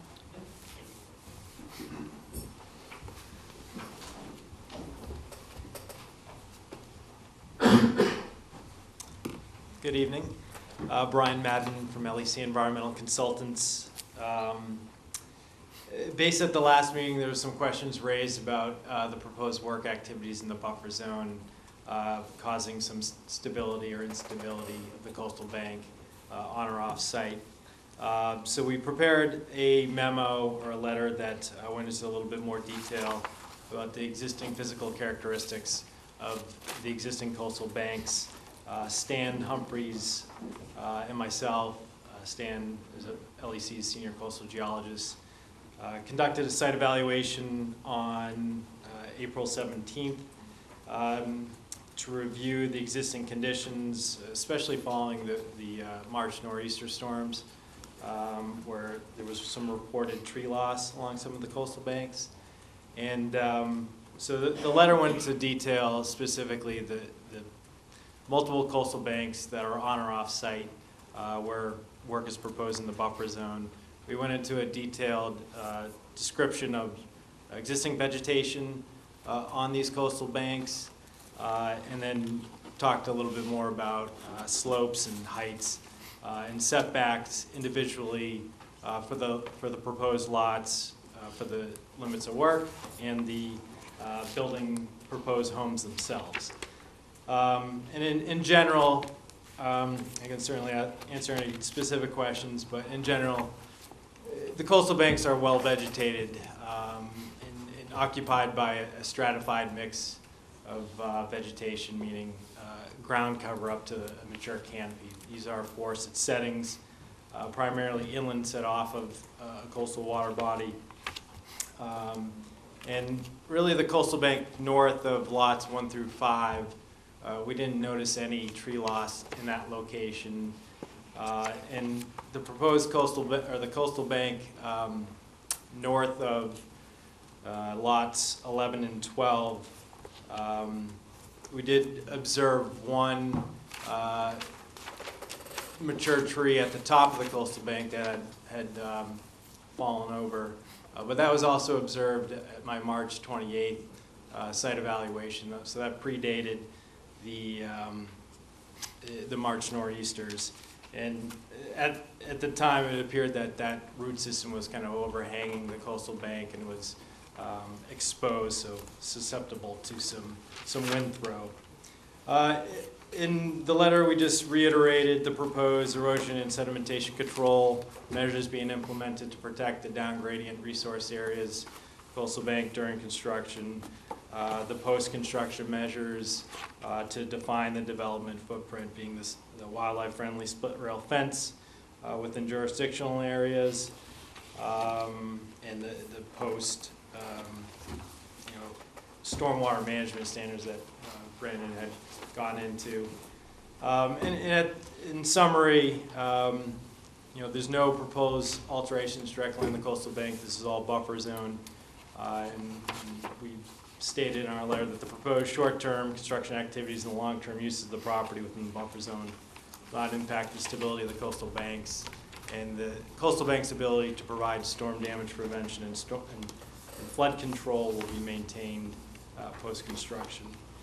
And additionally, beyond the coastal banks, we did get confirmation from Natural Heritage, reached out to them to confirm their understanding of the phased nature of the project.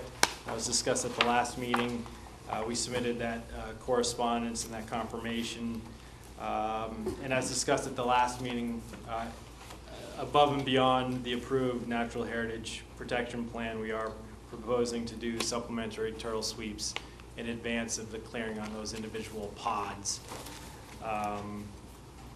And then there was a question about the easterly lobe of the BVW, whether or not that would function as a potential vernal pool. And I also evaluated that area on April 17th. And while on average it held about 6 to 8 inches of standing water, we did not observe any signs of obligate vernal pool species, whether it be fairy shrimp or breeding activity for wood frogs and spotted salamanders. And that just summarizes our letter. I guess if we don't have anything else, we can turn over to questions. Thank you. Thank you. Jen, did you want to say anything at this point? I don't have anything. Just for the sake of the rest of the commissioners, we did ask LEC to submit their CVs on the qualifications to evaluate the coastal bank. So we have those for the record. Yeah, Mary asked for those, so. So no, I think the applicant has pretty much answered all of the questions and provided all the documentation. that you've asked for the last 2 hearings. Let's see, Mark. As I recall, I don't recall, the grading plan right now is, what happens when there's excess water on a lot? Is there sort of a trough in the backyard? Yeah, it's a trough in the backyard or a berm along the property line. Both sides? Yeah, both sides, so there's no water running, from the backyards directly over the coastal bank or into the neighbors. And so if one of the, there's a lot of impervious surface, if one of the downspout pits fails. Correct. That backyard will get flooded, but it won't lead to any water flowing. Yeah, we modeled those so up to the 100-year storm, the water would infiltrate in the backyards and not over top towards, on the southern side towards the Alma abutters, which are actually more up gradient. So, but yeah, on the coastal bank side, it would be contained in the backyards and not go. So if the leach pit fails, it will be Correct. an inconvenience to the owner. Yeah, more than no. Not a problem with adjacent properties. Correct. And enough impetus to the owner to do something about it. Yeah. presumably. Yep. Thank you. That's all. Okay. Kevin. I hate to say this. First off, I would like to say that it looked as though you did a pretty thorough job of addressing the issue on the coastal banks. I still remain somewhat skeptical on that. That's me. But again, it isn't as if they didn't do a thorough job trying to address it. Thank you. Courtney. One of the truisms of frequent continuations is it gives us all another chance to get a whack in. I'm sorry to be a PIA, and I won't translate that into the Anglo-Saxon because this is a family show. One of the concerns I've had, and almost like hung up on since the beginning, every single hearing, has been the issue of containment of roof runoff into dry wells. And the first iteration you had, had them going underneath driveways, and I suggested you should change that. And you did, so that's good. I appreciate your being responsive. We had a discussion in the last hearing about where the responsibility for maintaining all of the stormwater runoff should rest. Should it rest with the homeowner? Should it rest with the association? What distinguishes this particular project from a lot of other ones, obviously, is its density. You're putting 26 homes in a pretty small area. 28. 28, I'm sorry.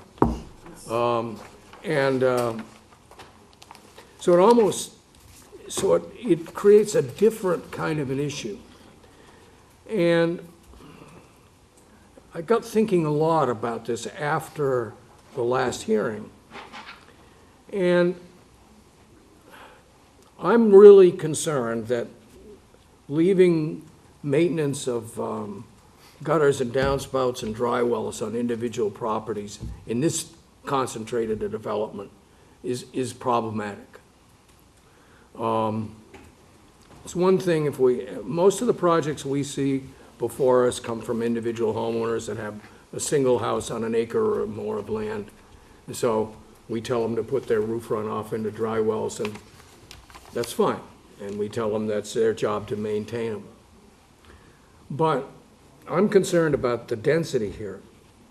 And I really think that the most appropriate solution to this is that this becomes not the individual homeowner's responsibility to keep his gutters cleaned and his dry wells functioning, but that this should become an association issue. That might mean you have to reconfigure the you know, how those things are structured, and that's not an issue from my point of view. You can always come in and amend it rather than holding up your project. But I really think that it's almost like a condominium in many respects. And we have a condominium association, and they're responsible for the exterior of the homes, and the homeowners in their dues pay for that, and the association is responsible. And it makes it a lot clearer. It's a lot easier to hold someone responsible, rather than this town or this board or our administrator trying to chase after 28 homeowners. We're talking about one association. If this fails, it's their problem to fix, and we can point one finger. You know, I'm not prepared to force you into another continuance to do this, to make a point, but I would like to see you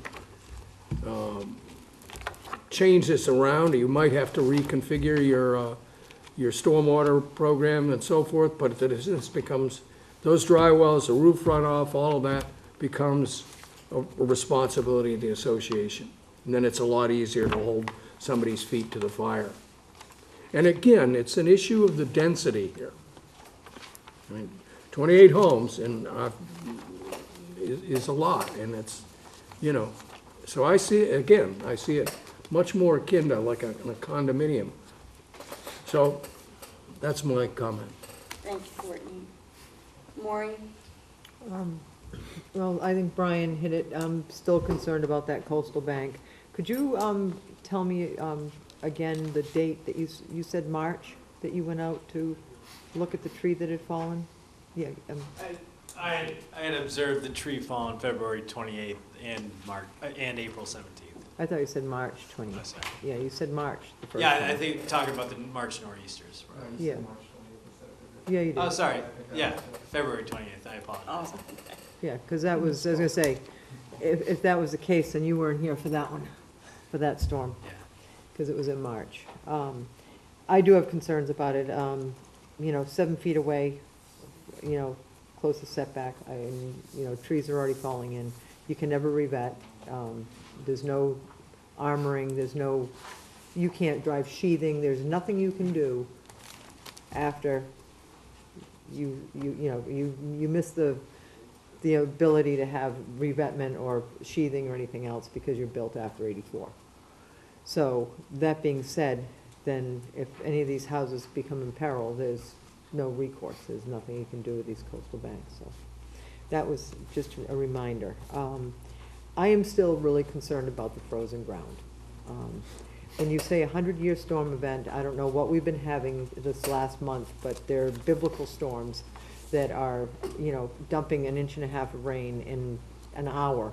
And it's not going anywhere. It's sheeting off in very well-established sod, you know, lawns that usually would soak everything up. Once it's saturated, you have two problems. If it's frozen or saturated, there's no more capacity anymore. And with the density of the property here, there is nowhere that water's gonna go but off that lot. You cannot keep it all on that lot. So those are still my concerns as Courtney and Brian. I just don't see, Kevin, how that's gonna work. So that's all I have to say. Okay, I will chime in and at this point say that I also still have some concerns primarily about the coastal bank. I commend you for addressing this as thoroughly as you have. I don't think this should be taken as any kind of criticism or skepticism about what we've been given. But my feeling is that there is a very great deal riding on this project for the applicants, for the abutters, for this commission, and for the town of Falmouth. And my feeling about it is kind of like, if you're gonna have heart surgery, you might want a second opinion. So I haven't spoken with the other commissioners about this, but I have been thinking about invoking our consultant's clause, which means that we get another opinion, an outside opinion, at the applicant's expense. And I don't take this, I don't say this lightly, and it's not up to me, it's up to the board as a whole. But I think maybe before we make, do anything about that, we hear from anybody else who wants to speak. Mark? Well, I want to say something about that, because I personally don't see any issue with the coastal bank. Okay. And I think considering this berm we're putting up, so we don't have any additional erosion going over the bank, we obviously can't have that. That would be a serious problem. I think if there were a concern, you could imagine on a very bad storm, the whole surface getting wet, very damp in the soil. I could imagine you might want to move the dry wells towards the front of the property, the street side, rather than the bank side, to avoid injecting any additional water into the ground near the bank, if you're concerned about what sometimes happens. The ground gets saturated and then the tree roots don't have anything to hold on to, and sure, they collapse. I would think, we're taking all the water that was on the road that would have hit the woods where the road is, and that water is going elsewhere now. It's not going into the ground near the bank like it would have before the road was put in. So if there was an issue there, I believe you could move those dry wells in close to the road, to the front yard of the properties, and pretty much answer any question about soil saturation near the top of the bank, which might lead to more tree collapse because of this property change. Does anybody have any concerns about the effects simply of the construction, the vibration and all that itself? Or is it, do you see it more strictly as a more long-term environmental problem? I think probably both.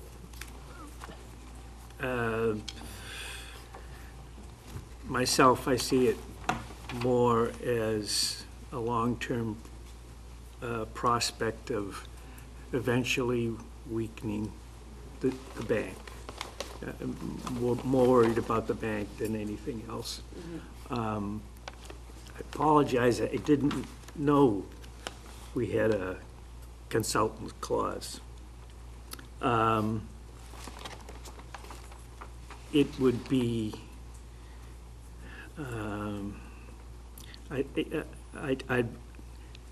they've obviously put in a lot of effort in a number of areas to try to accommodate us.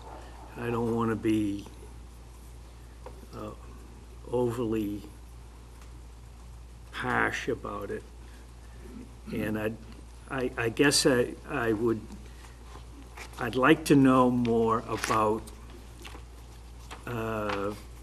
is the scope that we would be asking this consultant to do something that would have to be, I assume, approved by both parties? No, the way the consultant clause works, Kevin, is that the board can invoke it when they're concerned about a certain issue. Yeah. It is at the applicant's expense.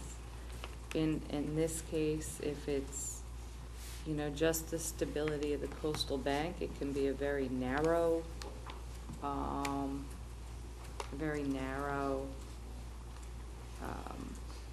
review. Okay.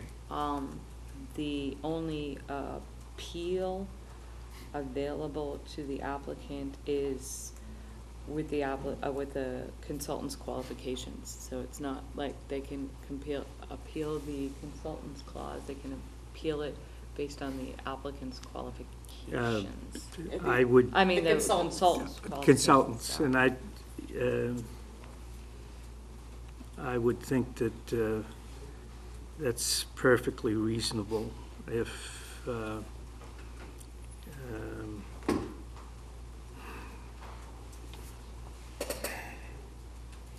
yeah. All right. Mary, can I clarify one thing for Mark? Certainly. Mark, on the, I think it's the operation and maintenance plan, You brought up a good point about putting the dry wells, all on the roadside. Well, they already have dry wells on the front and the rear. So I don't know how much more water you could put in that little small area, because each lot's so small. If they're side by side, it's an infiltration basin, the entire front of the street There's nothing side. going in from the road where it used to be going in. That asphalt surface has been, well, Well, it's going into the infiltration basin on the I don't know which north. side, I presume it's on the south side. It's on the north side. Part of the problem, all of these problems stem from one thing. This is the 40B. There is an opportunity to put in a dense development in a small area that would otherwise not be allowed in the town of Falmouth. And,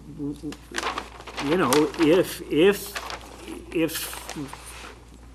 we're satisfied that the bank is safe, as it can be, then, they win. They get the opportunity to develop it. And I don't want to get into some kind of a contest with how many things can we keep coming up with that are. Right, I would like to say that that is definitely not my motivation. I feel, like this is coming up late in the game. I really do appreciate everything you've given us. I think it's been in good faith. I just feel like this is a weighty decision for us, and we don't want to get it wrong.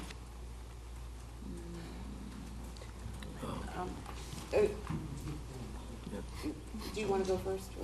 No, you can go ahead. For the record, Peter Freeman, attorney representing the applicant, along with the technical folks. And I certainly don't have any specific comments on the technical aspect, other than to reiterate that the report is thorough, as you acknowledged. I guess I can't dissuade you of thinking that you still have some trepidation, and I respect where you're coming from.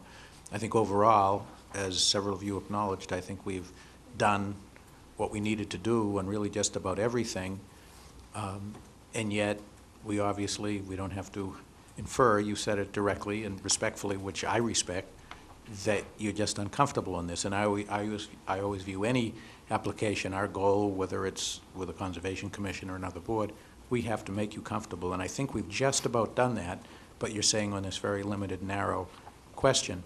So therefore, my question is, and perhaps it's for all of you commissioners, but also Jennifer, can we work out the scope right now? Do we have an idea of time frame and who your consultant would be? And one way is, which is typical of peer review, rather than then a consultant do something brand new, have them review what we've done, have you folks authorize your consultant to talk directly with our entire team, both the engineering side and Brian Madden from LEC, just to expedite it. I don't know if it could possibly be done in the next 2 weeks, and we were anticipating coming back. We were anticipating closing, but obviously if we agree to the review process, it wouldn't be closed. So I'm just looking for feedback on that, to try to work with you. And Randy, if you want to, after some feedback, take a moment to talk privately, I'm sure they'll let you. But I hear what you're saying, and I think if we can try to flesh out what really would happen and how fast, it would help inform us. Thank you. I'm not sure how much we can get pinned down tonight, but my goals would be the same as yours. I would like it to be expeditious. And of course, we don't have anybody we can speak for as having agreed to do it, but Jen, do you have a recommendation or? My first recommendation, and I would have to reach out. Of course. To this person. And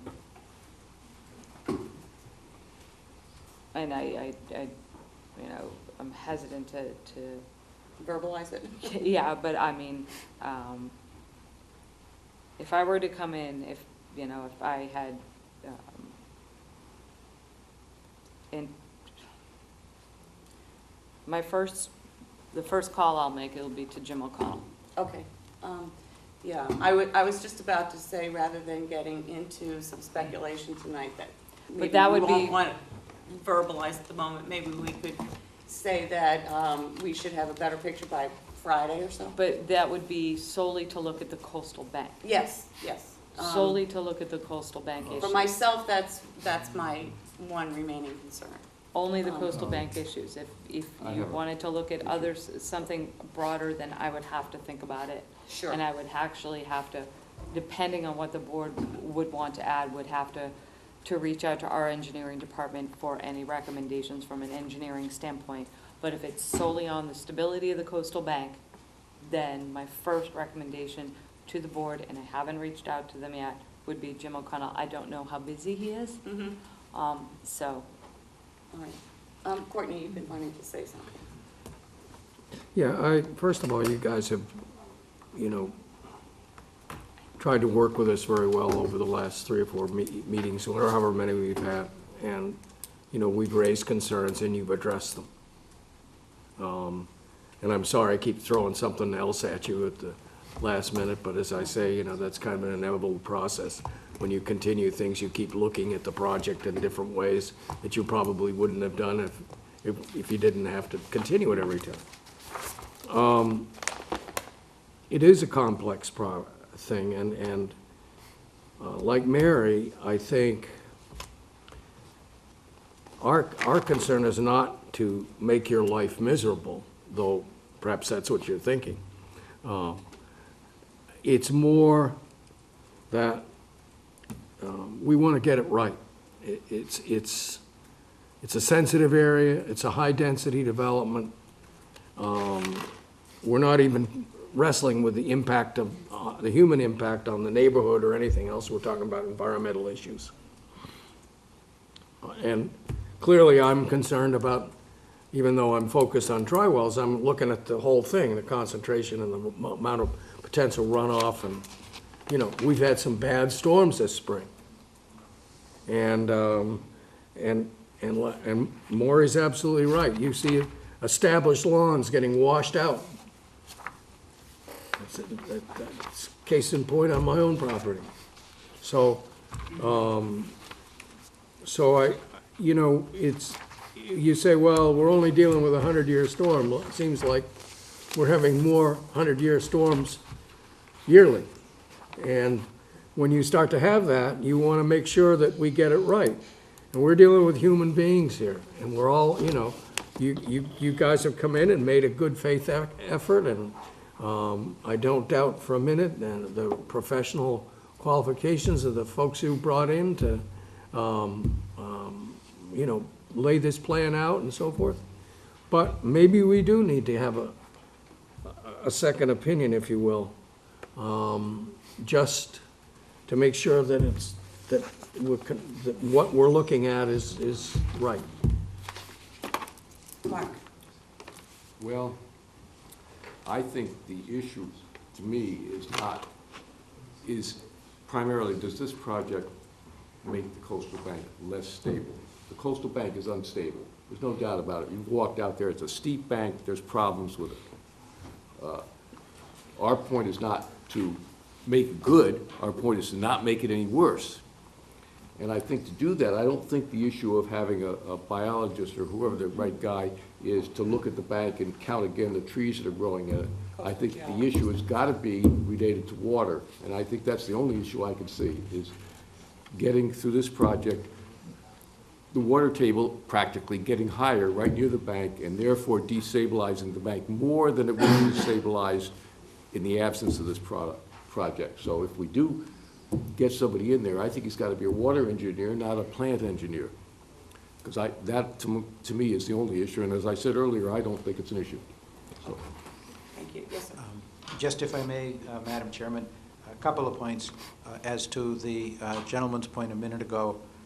Expanding beyond the scope that we started with, which is a narrow scope related to coastal bank, which we're certainly contemplating doing that. Again, Randy, if you want to talk privately, you can say so.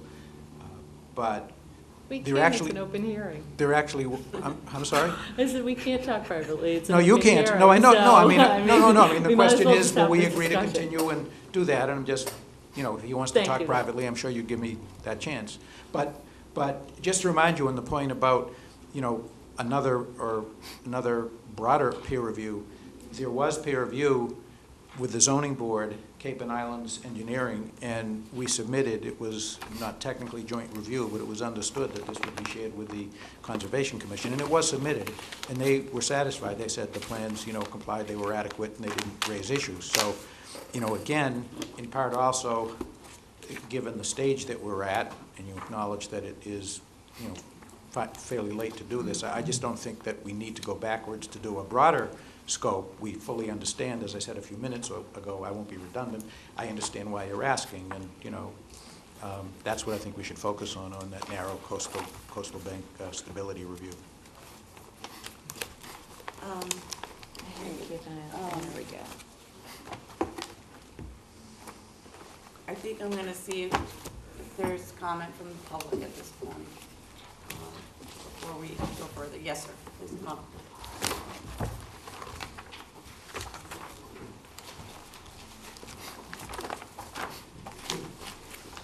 Good evening, Mike F., 64 Alma Drive. I'm a butter to the proposed development.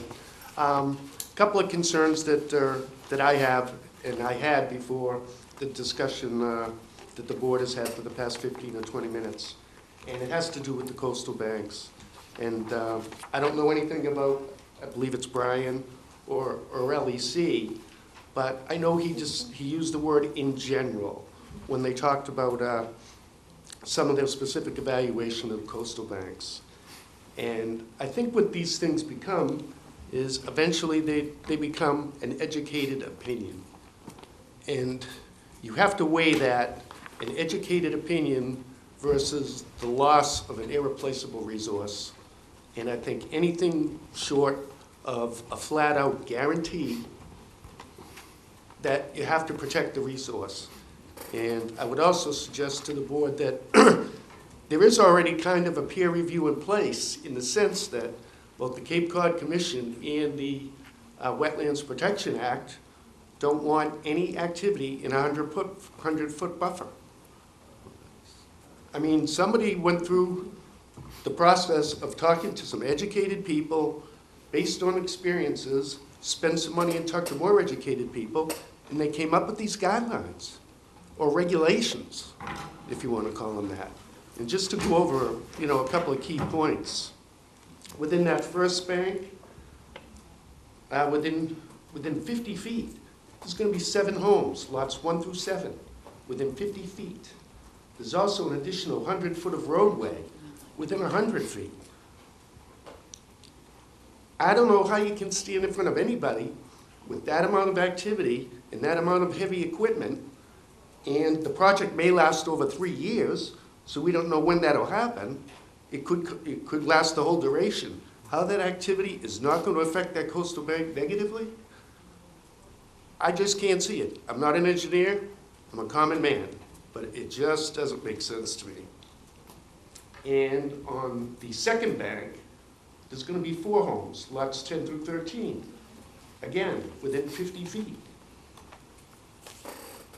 I just hope the board will be an advocate of protecting the irreplaceable natural resources that border the project. So unless the board has information that 100% guarantees no adverse effect during or after construction, I respectfully request you condition the project in such a way that complies with the Wetlands Protection Act and the Cape Cod Commission's recommendation and not allow building within 100 feet of the bank. One man's opinion. On a second note, I have a concern as an abutter about this HOA structure. At the last meeting, I think the amount was thrown out of the fees would be to each homeowner $200 or $300 a year. That's, what, $8,100. And that's going to cover a wooden fence. It's going to cover common area maintenance for, you know, areas that need to be mowed, a private road that's very long, and a wastewater system, which is gonna need maintenance and repairs. That, I can tell you as somebody who manages 2 properties with common area maintenance and multiple tenants, that math will not work.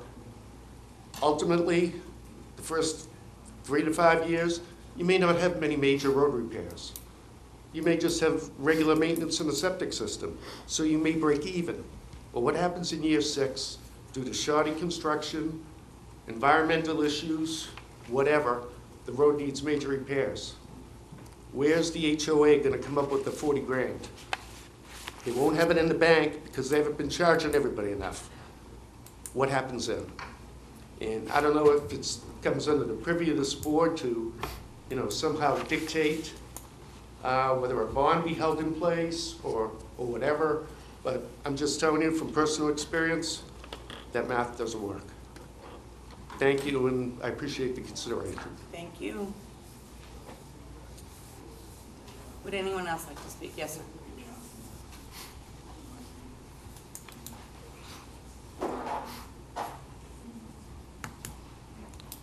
Edward Jallowit, 54 Alma Road, direct abutter to the site. I appreciate the Commissioner's concerns about the stability of Coastal Bank. I spoke about it at the last hearing, and I won't go too long on that point, but the consultant for the developer did say, yes, they're well vegetated. There is some erosion going on. There is a major tree that fell during one of the many nor'easters we had this past winter. It wasn't just one, but it seemed like every other week or every week we had one. The concern is that stability, and one of you folks mentioned the construction, the vibration, the excavation in close proximity to the banks. And another big concern I have is when you take all of the trees out that are on the site, then that buffering that they provide to the trees on the town property that is adjacent and is right on top of the bank, the buffering is gone. The trees will not be protected by their friendly neighbor trees. More trees will fall more rapidly because the other trees are gone. Their root structure is gone. The bank has been disturbed by excavation, figure 8-10 feet down to put in foundations and footings. The vibrations of that, the vibrations of the road construction equipment that Mr. Hatch mentioned.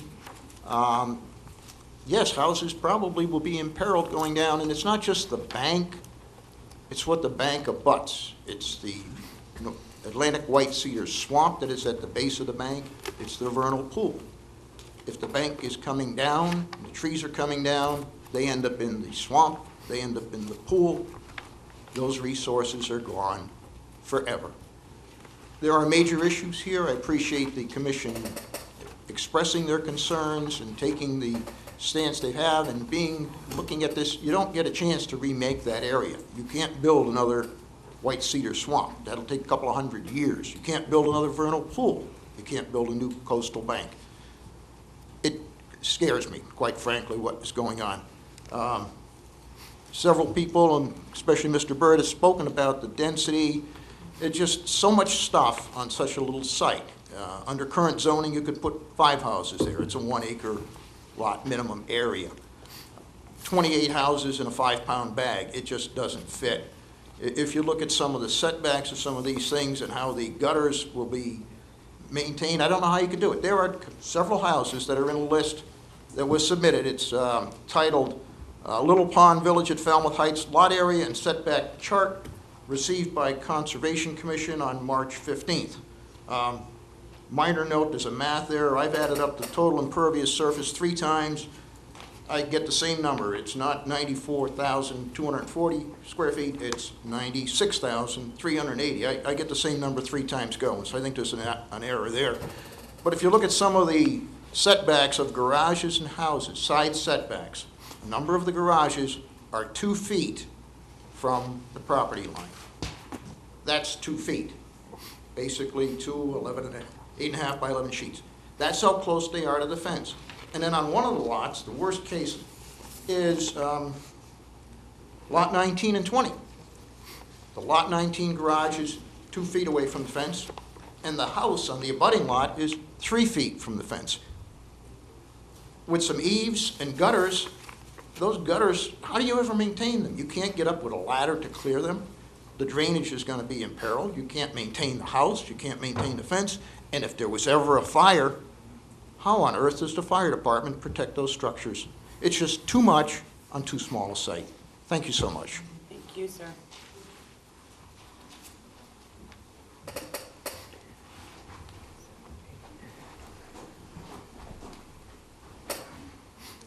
Good evening. I'm Mark Stowe from 115 Lucerne Avenue, Director Butter.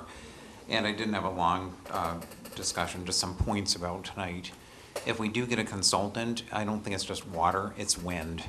So again, with clear cutting 5 acres of land and with the proximity of the homes and the garages to the edges of the abutter's property, especially, the wind has been what's been blowing down the trees. So with the extra water in the ground, weakening the roots, with the roots disturbed, I think that there is a danger, and I wrote a letter about this and submitted it. So one of the points of the Chapter 40B project is public safety. And the trees that are left are going to be on the abutter's property. So number one, the trees could be blowing down on their homes, and they're large trees, that are on the abutter's property. So on that side, I believe that the wind should be part of the study, not just water, because the water is going to impact it and make it all worse. But we've all seen all the trees down because of the wind. That also affects the coastal bank because, again, you're going so close with the bulldozing and the removal of all the trees. I mean, it's fine to say that one tree was found in the coastal bank that went down, but you have to remember it was surrounded by a completely mature growth forest. So when the whole mature growth forest is gone, all around the border of that development, the roots are weakened for the existing trees that are still there. So to me, that needs to be part of that study. And I guess a question I have is, because the developers proposed 28 homes, and we're all concerned about the density in an environmentally sensitive area, why do we have to take that? Couldn't that be cut down so that the lot sizes are larger and all the concerns about these dry wells and the flooding and the permeation of water into the lots, wouldn't that take care of some of that problem? So I guess that's just my not knowing. Just because a developer gives you a plan with 28 homes to be stuffed in, less than 4,000 square feet of land, couldn't that be a recommendation of a consultant? What is the proper density for the area to protect not only the abutters with public safety issues, but the coastal bank? And again, you're not building this on an existing parking lot or an old warehouse. You're building it in a virgin, mature, I don't know if it's virgin, but it's a mature growth forest. So could the consultant also make a recommendation for what would make sense with this area? So I think those are the key comments I have, and I appreciate it because I know it's overwhelming, but I haven't heard anybody in zoning or this commission's question whether that amount of density is appropriate. Maybe I'm not recollecting correctly, but I think that was part of the earliest discussions. Okay, but maybe the consultant could weigh in on that and say, based on this area, based on the water, based on, again, the storm activity we've had, the wind and everything, what would make sense? Okay, so thank you. Thank you. Maureen. Back to the coastal bank, because we're beating it, but the water thing in the coastal bank, it all goes together. And every time I get my scale out, and it's 7 feet away from the coastal bank where they're clearing to the lot line. The stability of that bank, the trees that are on that lot line, when they're removed, the roots go beyond the limit of work.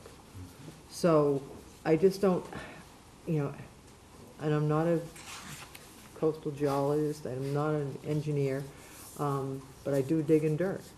And I've been doing that my whole life, and I just can't imagine.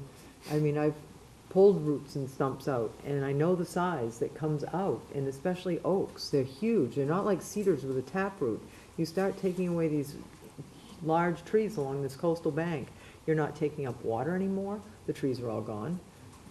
You're not going to have the root systems to hold the coastal bank. So I really think we do. It would be nice to have somebody else that, you're the experts on your side, but it would be nice to have a second opinion to evaluate. I mean, again, and it could just be a few of these houses in the really, you know, critical areas that maybe could be removed so that the coastal bank doesn't become such an issue. But right now, the way it stands, they really have potential impact on those coastal banks. Did you have something to say? I mean, if we invoke the consultant rule, I honestly believe we should be looking at not just the stability of the bank and whether or not what they're proposing protects that bank, but also we have to look at the stormwater issues. Is what is being proposed adequate? And if not, what is the recommendation of this consultant? I think those are the two areas. It's all boils down to the amount of density in that given area. And, you know, the old thing about one person per square mile versus 5,000 people per square mile, there's a whole different set of impacts. And when you get density, that's where you have issues. Just a point. Do you mind if we hear from Jen for? Just a point. Absolutely, go ahead, sure. Madam Chairman, that the stormwater was looked at by Cape and Islands Right. as a peer review for the Zoning Board of Appeals. They specifically looked at the stormwater report, and also the town of Falmouth did a peer review and looked at the stormwater. So I think, Courtney, with all due respect, the stormwater has been looked at by our own engineering department and by Cape and Islands. I think the stormwater has been reviewed.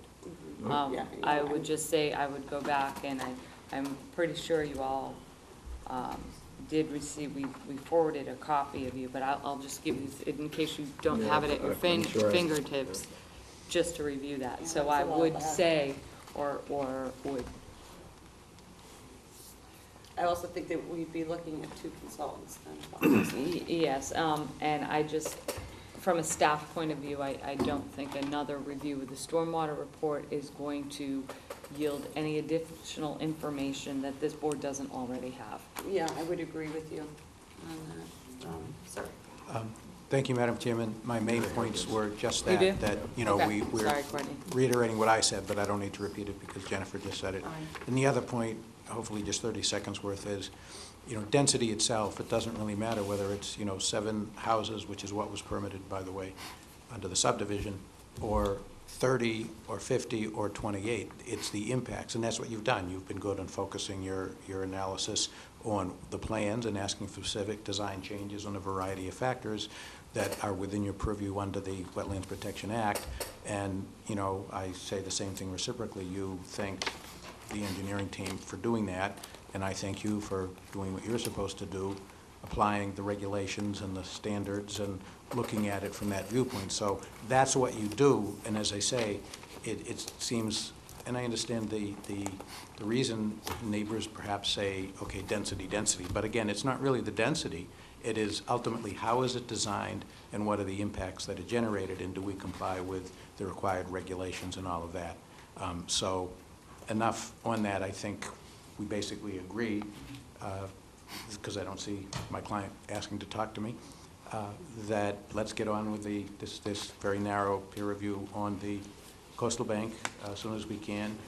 That, you know, suggestion that was made is fine, and, you know, I'm sure you have a way to. I can't guarantee if we'll accept the Understood. job. But that was my next point. I mean, you know, most boards, commissions, if you authorize Jennifer to deal with us and get it going as opposed to needing to come back for any further approval by you, obviously that would help expedite. So that's the only other procedural point I just wanted to make. Thank you. Thanks. Certainly, sir. I mean, I understand your concerns. We're obviously, we want I'm this. sorry, could you just? Randy Lilly. Thank you. Obviously, we want the bank to be stable as well. It's just, this has been going on for a long time. I think we have been listening to you. We've been trying to be very responsive. So if it was possible to have this accomplished, you know, in time for the next meeting, which is May 16th, we're on, we would be very appreciative. And that, as I said, we've been trying very hard to hear what you say and to be responsive and to listen and to do the right thing. That's what we're trying to do. Yes, and I hope you heard me before when I said this, for me anyway, shouldn't be taken as any statement or indication to the contrary. I don't find fault with what you've done.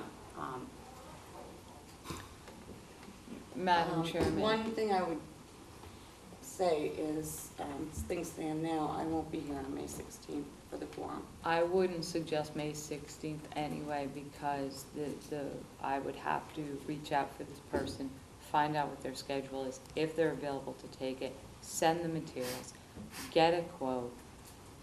You could authorize me to engage with that individual before the next hearing, or I could give you an update. But you would want a plan and a report from that individual by next Wednesday for your May 16th hearing, so that you have time to evaluate it. That's not gonna happen. Realistically, it's just not gonna happen. Right. How realistic is the 23rd? And then the next question is, can you live with the 23rd? I don't know. Yeah, we don't know. I don't know. I would need to reach out to this person again, send them the materials, see if they're interested in doing the review, find out what their time frame is, and go from there. I can't make any guarantees. I'm not gonna have a better idea until I reach out to this person. I'm not gonna have a better idea to report on that to you until the 16th. Hopefully by that time, the review would be underway. Mm-hmm. I mean, we have everything electronically. It's easy to get the materials to a consultant or a reviewer. But again, I don't know the time frame. Of course. All right. And I can't commit to one.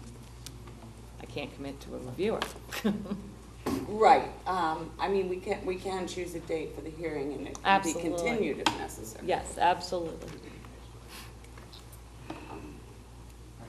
We may have a suggestion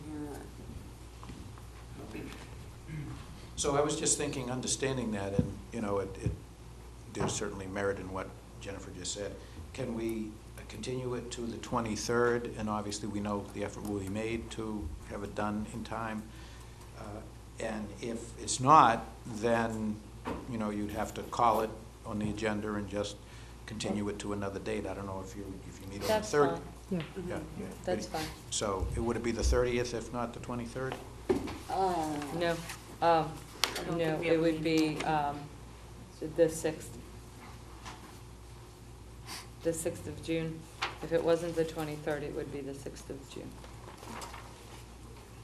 Well, before that, I believe we need to vote on the. I make a motion that we invoke the consulting.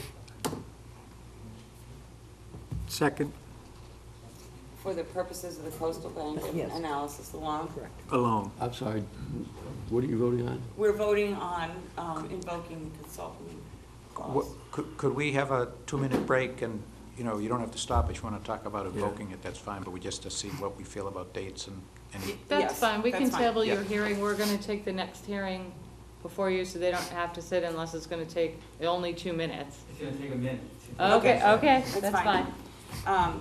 So we're voting on Invoking the getting consultants. a consultant for the coastal bank analysis alone. Exclusively just the So, coastal bank. Well, my personal feeling is that's a waste of time.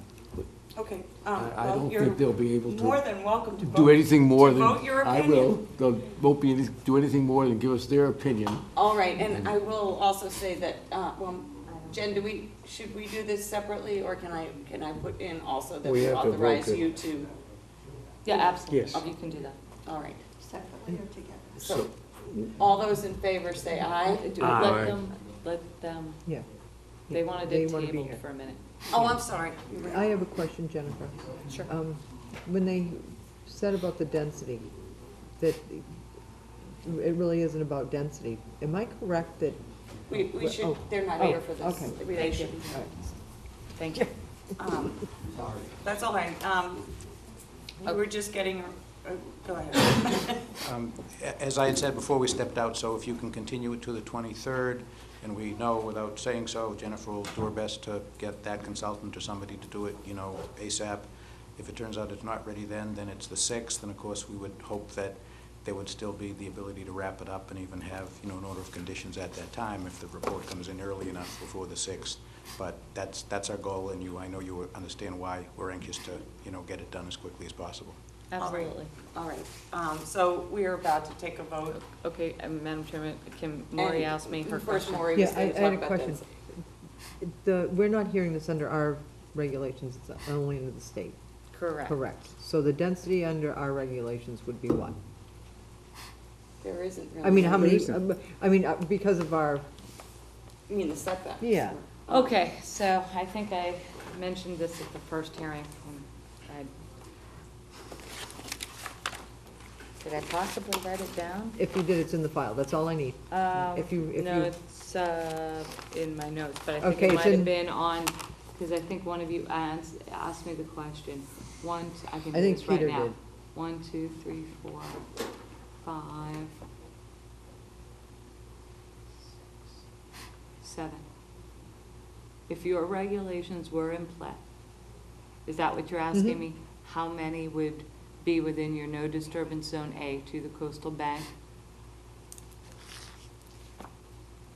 Where's this bank? I know I see it. 7, possibly 9. I don't know where the distance Okay. from the top of the coastal bank is to 12 and 13. Okay, thank you. What about any part of the roads? No. Okay. Okay. Thank you. All right, so let's take the vote on the consultant agreement and authorizing Jen to deal with all that on our behalf. All those in favor say aye. Aye. Opposed? No. All right. So that's 4 to 1 in favor. And now we'll, at the request, why don't you do that? Yeah, at the request of the applicant, we're going to continue this to May 23rd. Second. Before we vote up. Discussion? Pardon? Discussion? Yes, go right ahead. Can we make clear on what we expect from the applicant, if anything, at this continuance? I don't have any, I I don't don't believe think we they have have any any- requests of the applicant for. Other than to cooperate with our Right, yeah, consultants right. on the study, that's all. And, They will, yes. they'll know each other. All right, thank you. They'll know. Anything else before, yes? Not on the date, but I had said it before, but just to reiterate, whether it's a vote or a consensus to direct your administrator, They did that, sir. that the consultant can deal directly with our team and perhaps even go out with them to look at the site, you know, just That's as, going to be up to the consultant. If Oh, he has any understood, but I- questions and needs to talk directly with you, I will authorize him to do that. yeah, that's all we're looking for. Yeah, that's That- fine. yeah. I won't forbid him from talking to you if he No, I wants to, understand. if No, he would different. like to go out and everybody wants to do another a great, site happy visit. site visit out there, then we'll all go out there. This is, sorry, do you have a name on that stuff? All right, so all those in favor of continuing to May 23rd, please say aye. Aye. Opposed, unanimous, so moved. Thank you. Thank Thank you you, very much. gentlemen. Thank you. Yes, ma'am. I'm here for Susan. I know there's a bunch of different ones. Because I want to give Hamilton Tree a name. Work with Fairview and Dallas. They did a lawn application. Wow. Is Teresa, it's finally happening. Yeah, that's really good. that what it is? It could be it. I'll get you the name. You're still awake, I can tell. All right, next, Neil and Betty Watanabe, 8 Bridge Street, East Falmouth, Massachusetts, for permission to raise RAZE, the existing dwelling, and construct a 5-bedroom, single-family house with attached garage, porches with stairs, install a new Title V sewage disposal system, dry wells, gravel driveway, utilities, native mitigation, planting, and associated clearing, excavating, grading, and landscaping. Madam Oh, Chair, my- give me 1 second to get the form for Susan while I kind of figure out what is what here. All right, sorry, no, Teresa. Yeah, I gotta decide. Wait a minute, that's Edgewater, Cypress, Bridge Street. Mark, Steve, Jamie, Mary, Betsy, yeah, that's all we need. Every one of you. That makes it unconfusing. All right. I couldn't remember one of you. Good evening, Madam Chairman, members of the commission. My name is Michael Borselli, Falmouth Engineering. And I, along with Teresa Sprague, represent the Wanabees. This is a continued hearing. Both of our firms submitted revised plans to you subsequent to the initial public hearing. Revisions were outlined in a cover letter, and I'll just summarize very briefly how our plans were revised. They were revised to indicate a bordering vegetated wetland at the very base of the coastal bank. We had conversations with Jen McKay and agreed with her that the coastal bank should be recategorized to an eroding coastal bank. So the plan has been revised to indicate the coastal bank is an eroding coastal bank. We have added the A and B zones to the BVW to the bank to make the plan complete. We have revised the A and B zone to the coastal bank from 50A, 50B to 75A, 25B, as your regulations suggest or describe.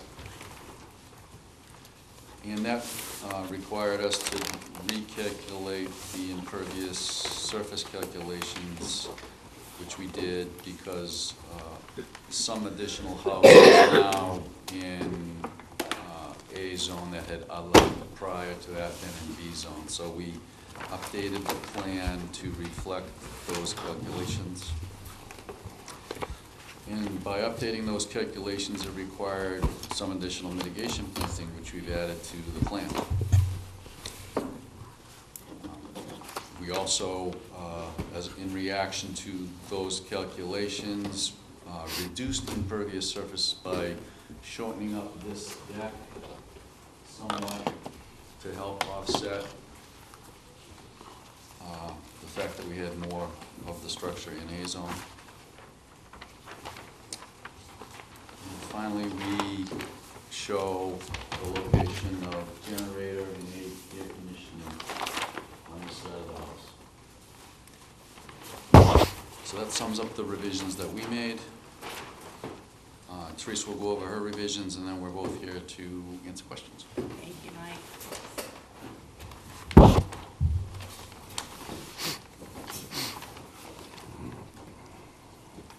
Good evening, Teresa Sprague, Reflex Design. We submitted updated site plans. The major points here are that we increased the scale to 10 scale so that it's easier to read. We updated our legend to make the planting legend easier to read. In addition to that, we submitted an entirely new land management plan. I'm happy to walk through that, but I think if you've had a chance to look through it, you'll see the changes were made based on your critique that we need to be more site-specific. On page 3 in the existing conditions section, we go through great detail about specifically what's shown on the property, what is existing. We pointed out that the invasive species located on site are roughly 5% of the vegetation by composition, so that there's no lack of clarity about the fact that this is a very minimally invaded site. However, we do still believe that the invasive plants, including the Asiatic bittersweet, the multiflora rose, and shrub honeysuckle that are located particularly along the southern property line should be managed. We removed sweet fern from the property, from the mitigation planting area, particularly in the area of the coastal bank. In total, we've got 2,465 square feet of mitigation, of which 2,105 square feet is to be located within lawn. 360 square feet of mitigation area shown in green on this plan is within the salt marsh.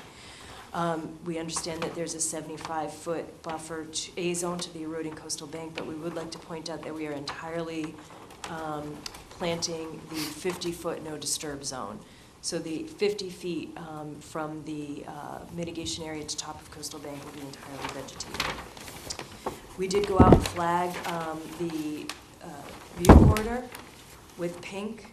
We flagged the oak stumps that we're proposing to remove with blue flagging tape, and we flagged the rest of the vegetation with green so that there would be no confusion as to what's to be removed and what is to be saved. In the hatched area on the plan, we're showing the, which is this area right here, where those oak stumps are located. You can see pictures of those in more detail on page 5 of the land management plan. If you look at the lower right-hand corner, we're talking about view historically pruned vegetation within Zone A. These are all, I'm calling them oak sprouts. They're all less than 3-inch diameter breast height. They're being replanted at greater than 2 to 1. I believe there are 16 of them flagged out there. I did go out and re-identified and confirmed that the original identification, one black pine that was, or what was identified as one black pine that I showed you last time, I went out there myself, identified it. It is a pitch pine. It is to remain. So there will be no pines, no cedars removed. The only vegetation we're proposing to remove is the invasive plant species and the oak stumps that are less than 3-inch diameter that have just been historically pruned for I don't know how long, many numbers of years in order to maintain the view. We are showing a 25-foot wide view corridor on this plan. It has been staked in the field. Basically, if you look at the image on at the bottom right-hand corner on page 5, those pines to both the left and right of the image have been flagged. Those are the edges of the 25-foot wide view corridor. You'll see that there's a pitch pine and a cedar which will remain. We're only proposing to remove the oak stumps. All of the lawn will be planted with a mix of vegetation of varying heights. We're proposing to plant 319 shrubs within the mitigation area. Those will include bayberry, arrowwood viburnum, black huckleberry, baccharis. We are proposing 17 New Jersey tea plants and 17 or 18 sweet fern planted in this area here, along with calendula. In the area shown in yellow, 2,479 square feet. Basically, we're proposing to plant only where we're removing the oak stumps, and then just to do a little bit of supplemental understory planting where there's a lot of canopy, but not very much shrub layer. So with that, I'm happy to answer any questions about the changes we've made to the plan. Thank you, Teresa. Thanks. Maureen. You have to ask Jen? Oh, I'm sorry. Okay. No, it's not a question, it's not a comment about the plan. Teresa, were you here for our first hearing on Moon Penny? I was, no, I wasn't. Will you be happy to know I made them remove their sweet fern too?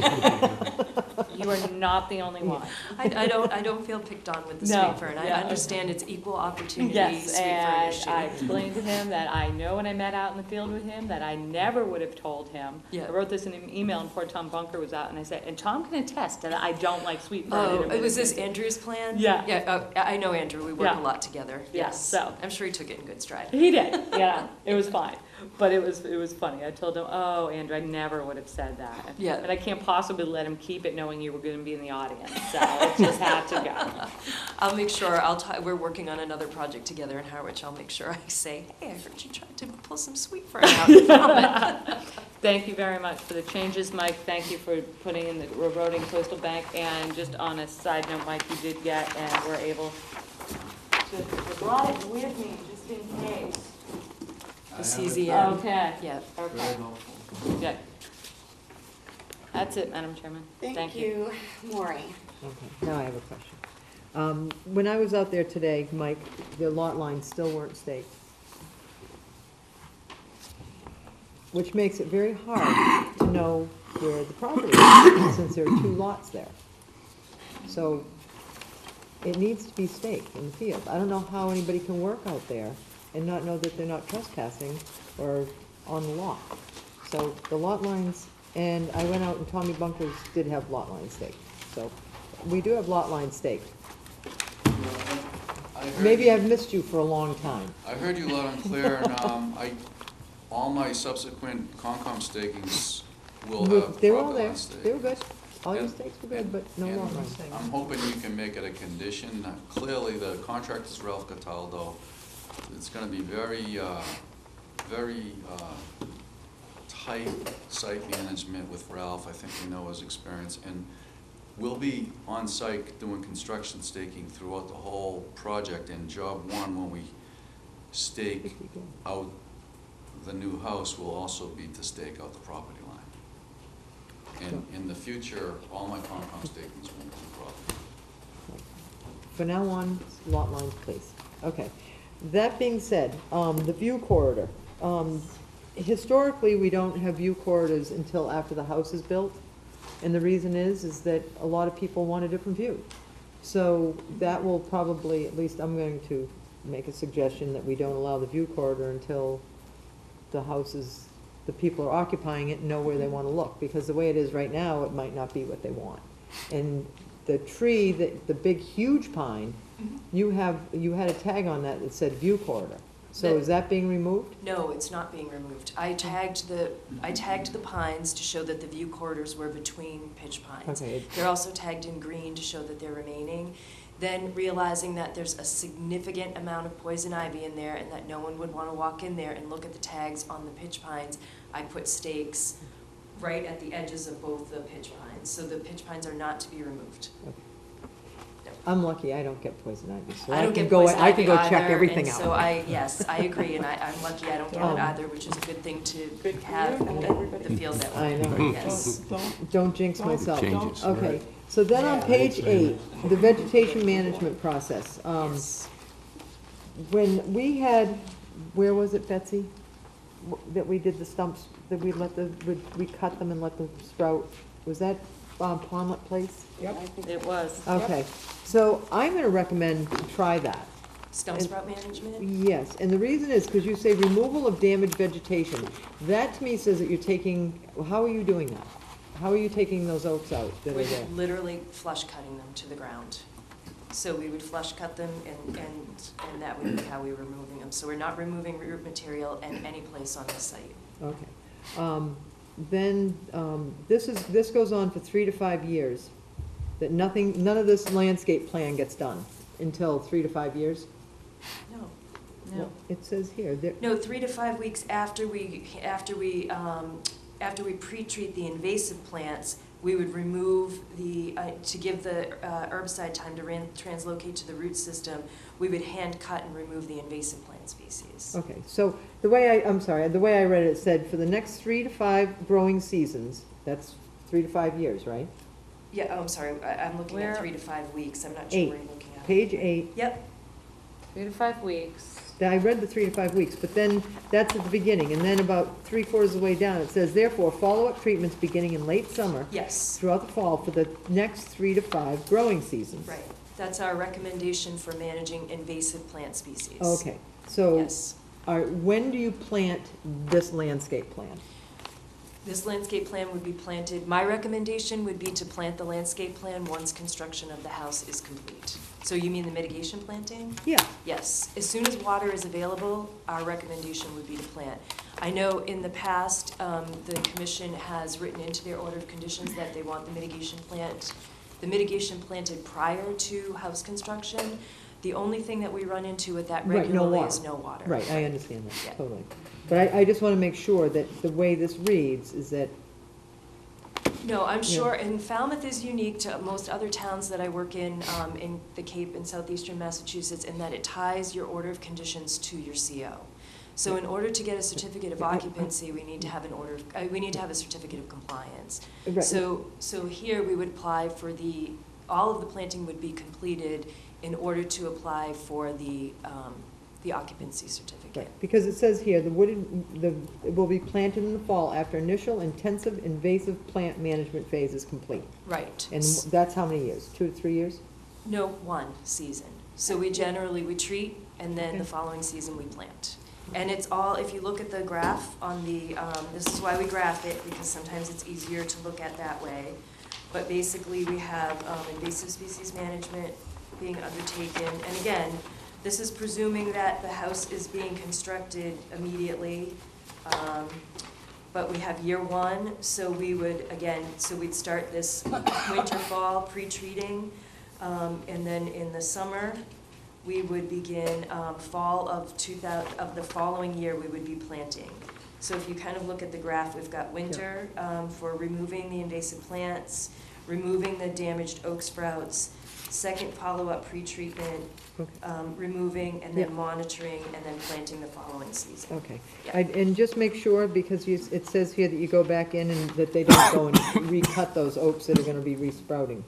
Well, I guess the question is, again, what we're trying to do, and we've talked about this at the last hearing, is we're trying to prevent continued cutting within the view corridor. So by cutting the oaks, those oak stumps that have been cut continuously in order to maintain that view, we're trying to flush cut those.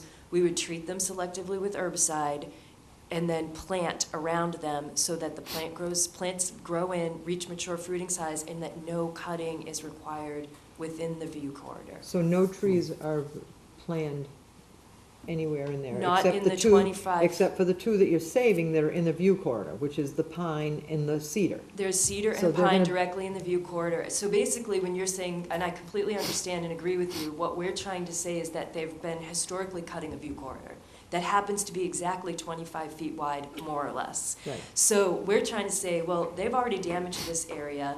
Let's call this the view corridor, get it on a plan of record so that it's no longer being done, you know, in the cover of night, but that it's done with conservation's approval, and then manage that as a view corridor in So how are you in the gonna have the future. view corridor with the pine and the cedar that are directly dead center in this picture in your view corridor? The same way we have other view corridors in Falmouth, because you don't allow us to remove pines or Okay. cedars. You can't remove a ceder, or you can limb a tree and Okay. Yeah, so prune they, it, so but they we may don't. have to come back I know and it does. propose some pruning. And that's what I'm saying, I know it looks nice to have a tree, that's why I'm wondering why we're Yes. Yeah, not no, letting any no. of the other ones grow, okay. No, I mean, I think the Yeah. oaks at this point are beyond becoming any kind of mature canopy tree. It's just, and there's a lot of other mature oaks on the site. So it's not like we're Okay. saying we're trying to remove all the oaks.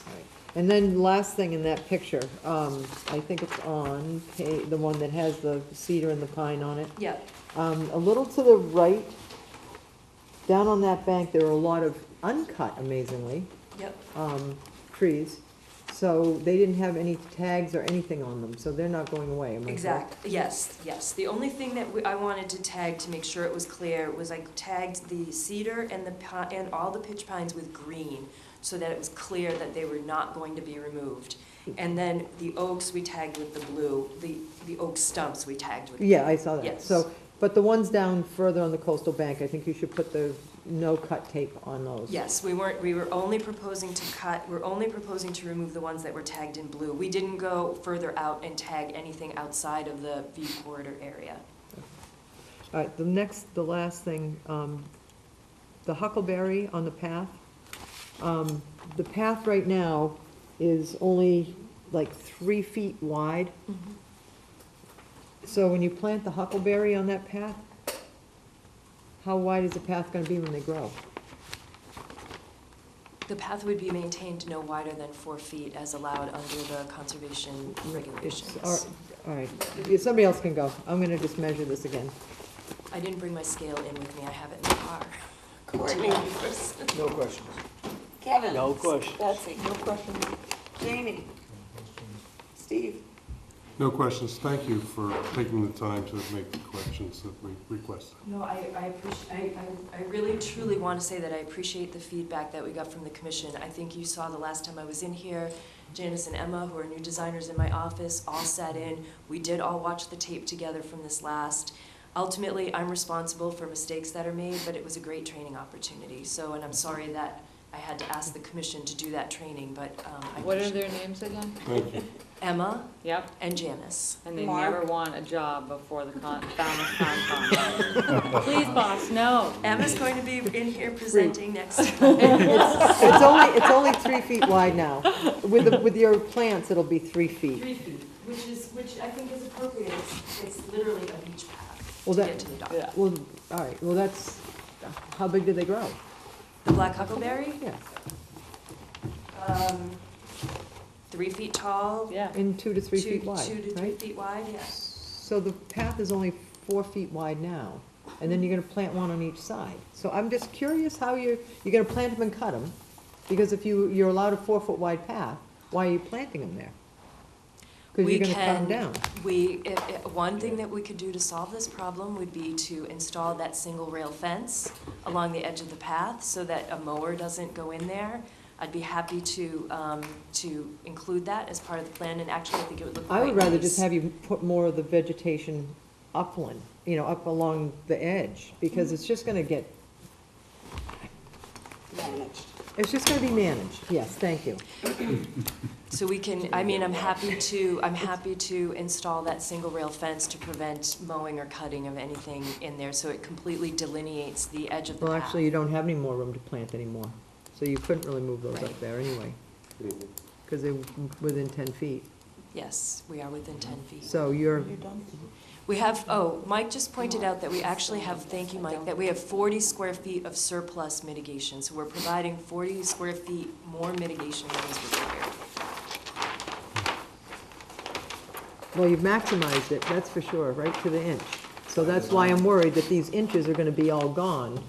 When, we did this out on, Little Neck Bars Road, they had literally 5 square feet on Little Neck Bars Road to have, for wiggle room, 5 square feet.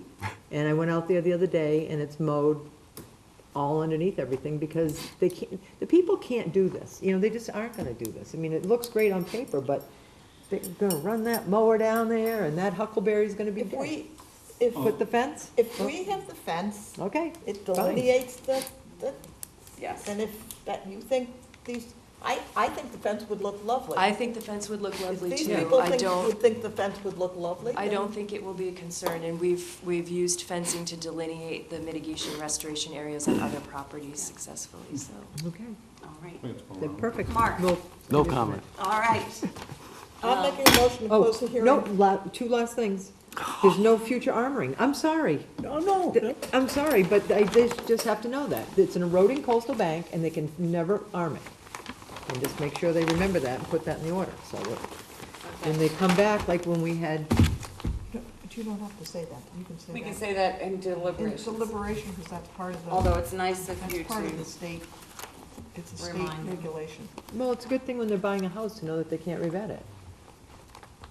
yes. All right. So I'm gonna finish my motion, which is to close this hearing and take it under advisement. All right. You Seeing don't no have to other apologize, comments, all Lori, I those in wrote it favor down. say aye. Aye. Got it. Opposed, unanimous, so moved. Thank you both. Thank you very much. I got it, Mark. I don't know what you want me to do with the huckleberry, but we'll talk about it in deliberation. Okay. The continued request for hearings under abbreviated notice of resource area delineation for Wild Harbor Road has been continued to May 16th. So we now vote orders of conditions, 120 Racing Beach Avenue. Madam Okay. Chair, Yes. could we go to the RDA, because there are a couple of these that I don't have to be on. Could we go out of order, go to the RDA discussion, and then, No. we You vote? can leave? No. I know you've got your copy, so you're not on any of the orders? The only one I'm on is Walkway. Oh, so we're just gonna go backwards from other business? Yeah, is what you can go. Okay. So what else is new? I go backwards all the time. Motion, please. I make a motion that we take the, And we orders out consider of it to condi- Courtney, out of- and me and the rest of us have out to of stay order. here. All right, we are going to do other business and then the White Bay Estuary, and then we'll, No, but nobody. I'll second. Didn't you just make a motion? She made the I made the motion. All right, so Other business, vote to revoke the RDA for Vista pruning issued to 13 Church Street. Jen? Yes, a couple of months ago, you issued a Vista pruning permit for. Wait, I'm sorry, we didn't actually vote. To go out of order, it's my fault. All those in favor say aye. Aye. Opposed, unanimous, so moved, thank you. A couple of months ago, you approved a Vista pruning permit for 13 Church Street under an RDA. The Vista pruning went awry. The property is in the midst of being sold. There's really, I mean, short of going into this bank and disturbing natural vegetation to plant something else, Mark and I don't feel is appropriate. So with the agreements of the attorneys involved, we all came up with revoking the RDA so that the area is just allowed to regrow. They don't have a mechanism to prune again. And when the new owner finally, comes into the home, lives with it a while, we'll reevaluate it if they'd like to do anything else. But this was the least invasive way we could kind of stop it from happening again and allowing it to just grow up. So you just need a vote? I need you to vote to revoke the RDA. Second. We'll All send right, a letter. anything else? All those in favor say, Betsy, why is your hand up? She's confused. Oh, I okay. vote to revoke the RDA for Vista pruning issued to 13 Church Street. Second. Not allowed. We Actually, understand. Susan, you may get cranky. You're long overdue. May I get cranky? No. You're not as overdue. How would that be different? No. All right. Back to order here. All those in favor, say aye. Aye. Opposed, unanimous, so moved. Thank you.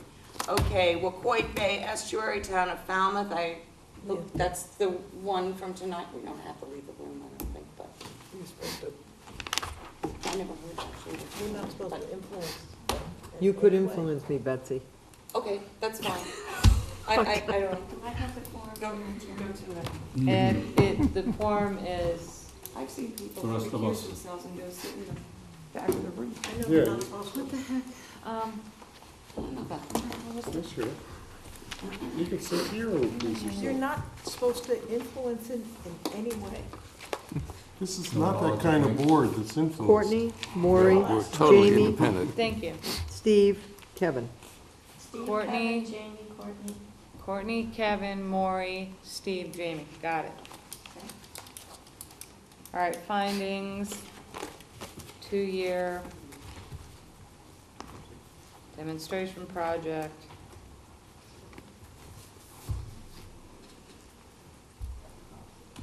To look at denitrification, oysters, blah, blah, blah. Special condition, they have to submit a plan prior. To start a project. Is that realistic?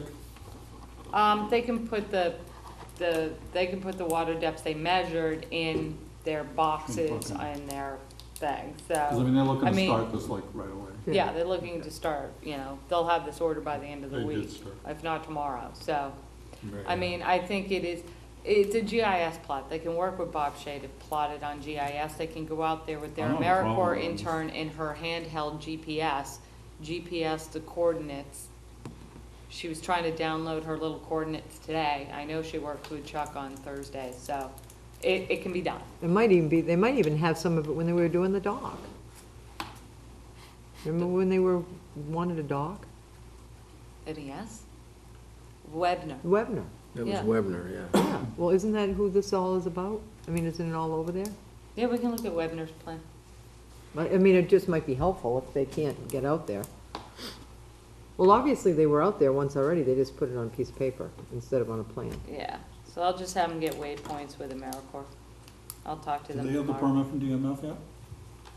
They have their letter from DMF, so they're going to have to get a Yeah. permit from DMF.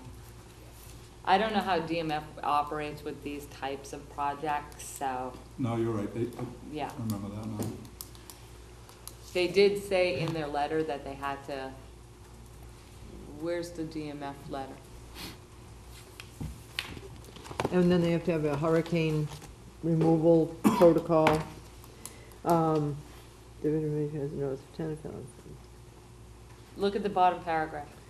Questions regarding the review. In addition to all the required federal, state, and local permits, the municipality is required under authority to obtain a shellfish propagation permit from the Division of Marine Fisheries. So they have to get that. Unless they're working under Chuck's. Who was that, that was issued to? That was Eileen Feeney, and it was sent to us, and it was for the notice of intent for the town of Alma. Okay. Okay. Okay, so then DMF's gonna. Okay.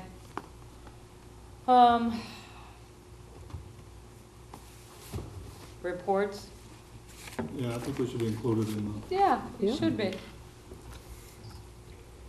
And then in my old notes was if any diseases, then they need to inform us. They need to tell us Yeah. the storage location, because that wasn't on the plan.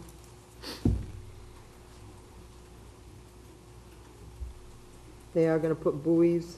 Yep. Oh, no, I'm gonna, they actually, MES, do I have it with me?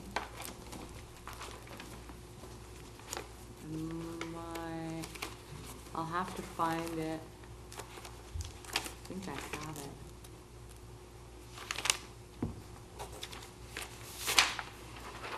They'll have to follow their 10A permits within aquaculture grant areas. This was written by MES.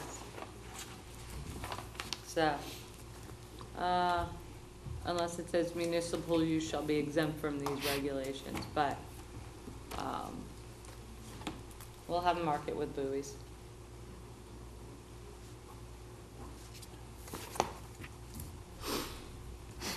Mark, if you want to mark with buoys, I know They will they gave mar- you guidance on how to do those, so.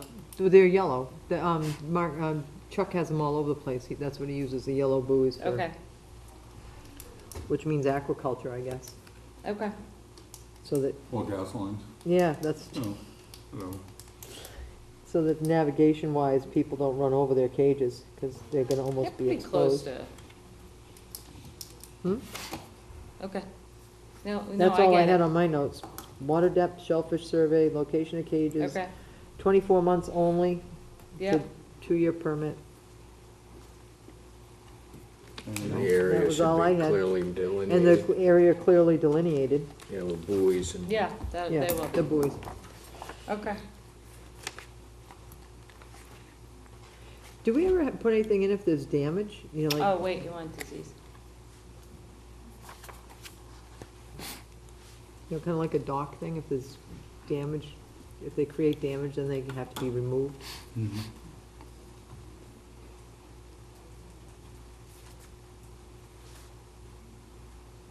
So I'll make a motion to approve as discussed. Second. Anybody else with anything else? Okay, we have a motion and a second. All in favor, say aye. Aye. Opposed? None, unanimous. I assume I'm not on the other two quorums. What are they? If these were closed last week, Yes, these were, you weren't here, you weren't next to me. Kevin was next to me last week. or whenever it was. It was last week.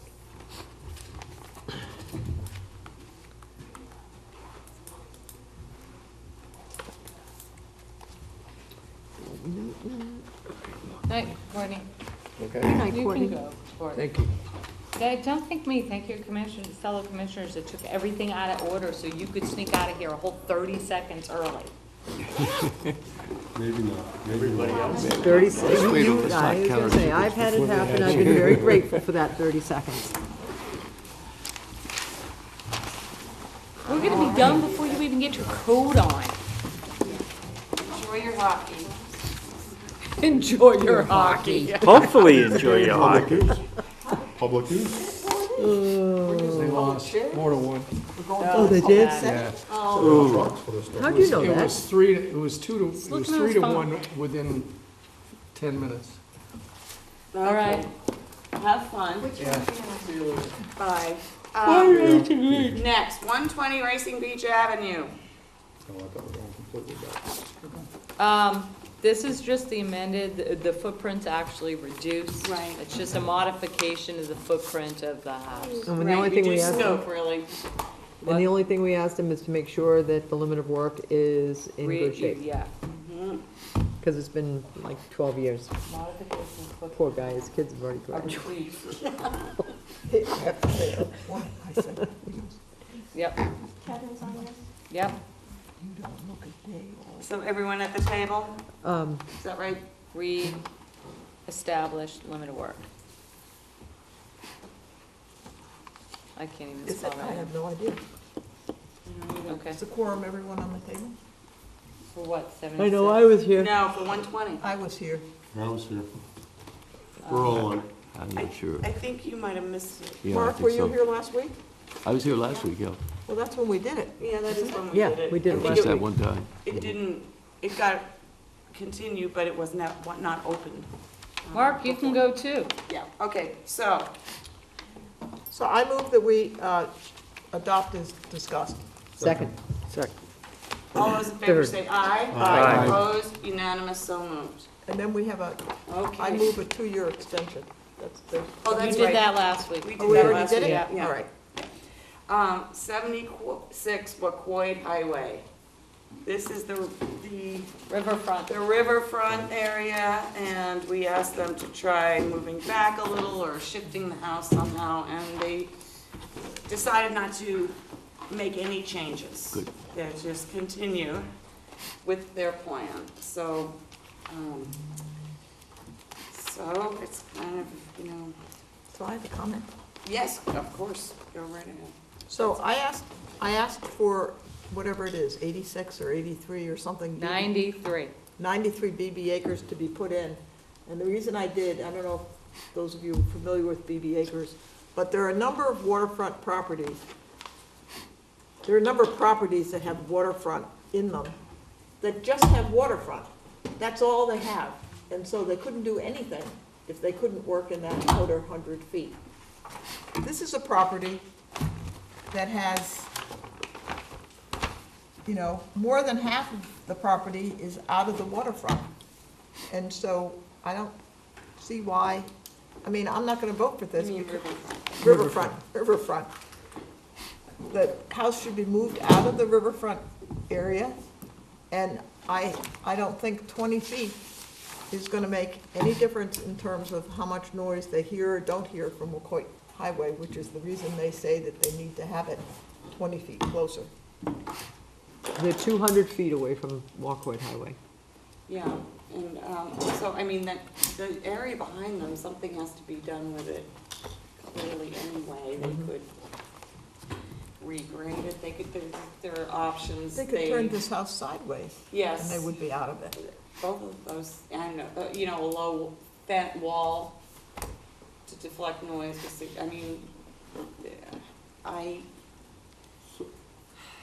I'm not terribly sympathetic on this one. I think there's value in upholding the regulations, there's value How in. far do you want them out of the riverfront, though? You can tell them to move the structure out, and the structure's gonna go right on that 200-foot line, and they're No, still I gonna think be the structure, clear. I think the structure and plus 10 feet. There has to be Okay. 10 feet. Right. And then beyond that, it's undisturbed riverfront. It's up So to the them. limit of work needs to go on the 200-foot, The 100. no, 200. It's Oh, 200 I'm feet. sorry, yes, of course.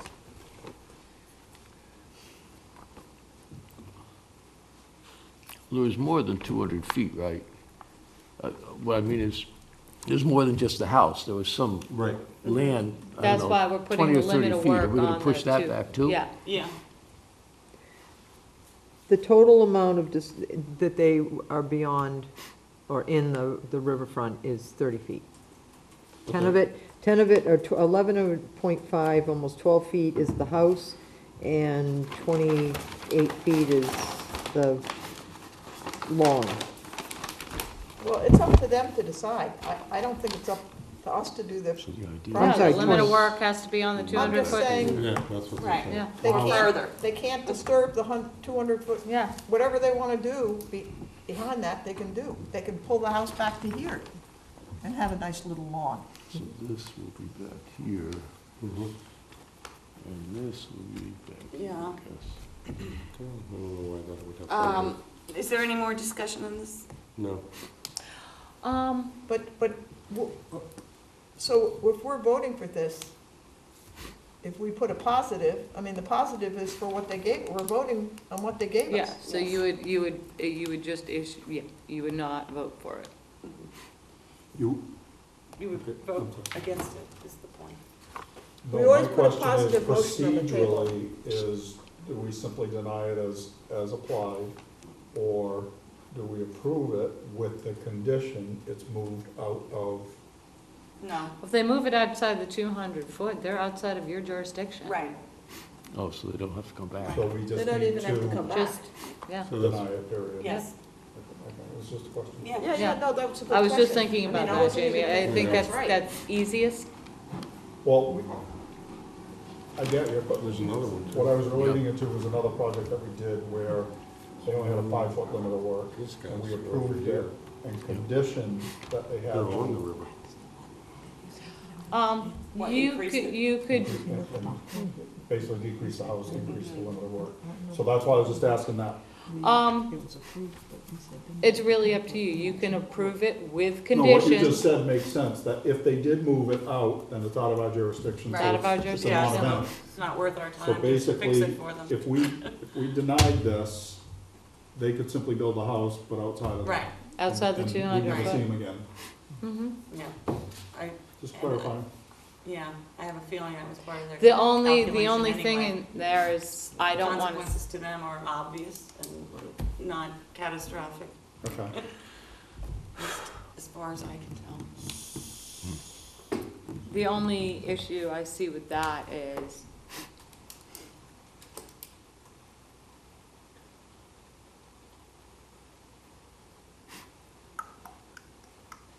we're not gonna have any, well, we won't really either. I mean, if we place the limit of work on it, and we'll just say, I'll write it in whatever. It's just cleaner if we Yeah. deny it. That's fine, and in the denial, I'll write that any limit of work for any future project needs to Has to be be on. placed on the 200-foot riverfront Or area. can't be closer than 200. It cannot be any closer than 200 feet. Yeah, that's fine. I'll put a positive motion on the table. All right, I'll second it. all right. All those in favor say aye. Aye. Opposed? Opposed. Opposed. No. So, 6 to 1, is that what we got? Yes. 6 Aye. opposed? I'm sorry. Mark, I meant to vote aye. Mark, you're not on the quorum. I'm not? No, I've been I on just this. said you were. That's why I said you could go home. You can't I don't vote, want to go silly. home. I've listened to this for So 5, Sorry, I heard 5, 4, something 1 different against. from that. I thought we were all on the quorum, but who's against? Steve. You're against it, Steve? What, no, I'm for it. I thought he said he was for it. He's for it. 5 against, 1 for. No, Oh, no. It's Okay. not 5 no, on. 1. Is Mark on the quorum? Mark's not on the quorum. Mark's I'm not not on the quorum. quorum. Okay. So, Steve is for, you're against, I'm against, you're against, you're against. That's 5. 5 no, 1 yes. I should have gone home. it matters once in a while. Same as the first vote that we had on this subject. Yes, right. I have to be consistent. Thank you. I'm going to mention one more time that there is a ribbon cutting for the footbridge Sunday. on the Coonamessett River this Sunday at 1 p.m.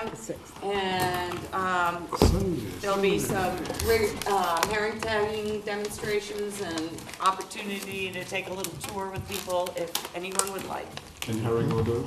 I mean, Yes, of course, raw herring with chopped onion. Betsy, it's going to be a And game with day. that, I'm going to be down here anyway, but. Motion to adjourn. Second. all those in Aye. favor say Aye. aye. Aye. Opposed, unanimous, so moved.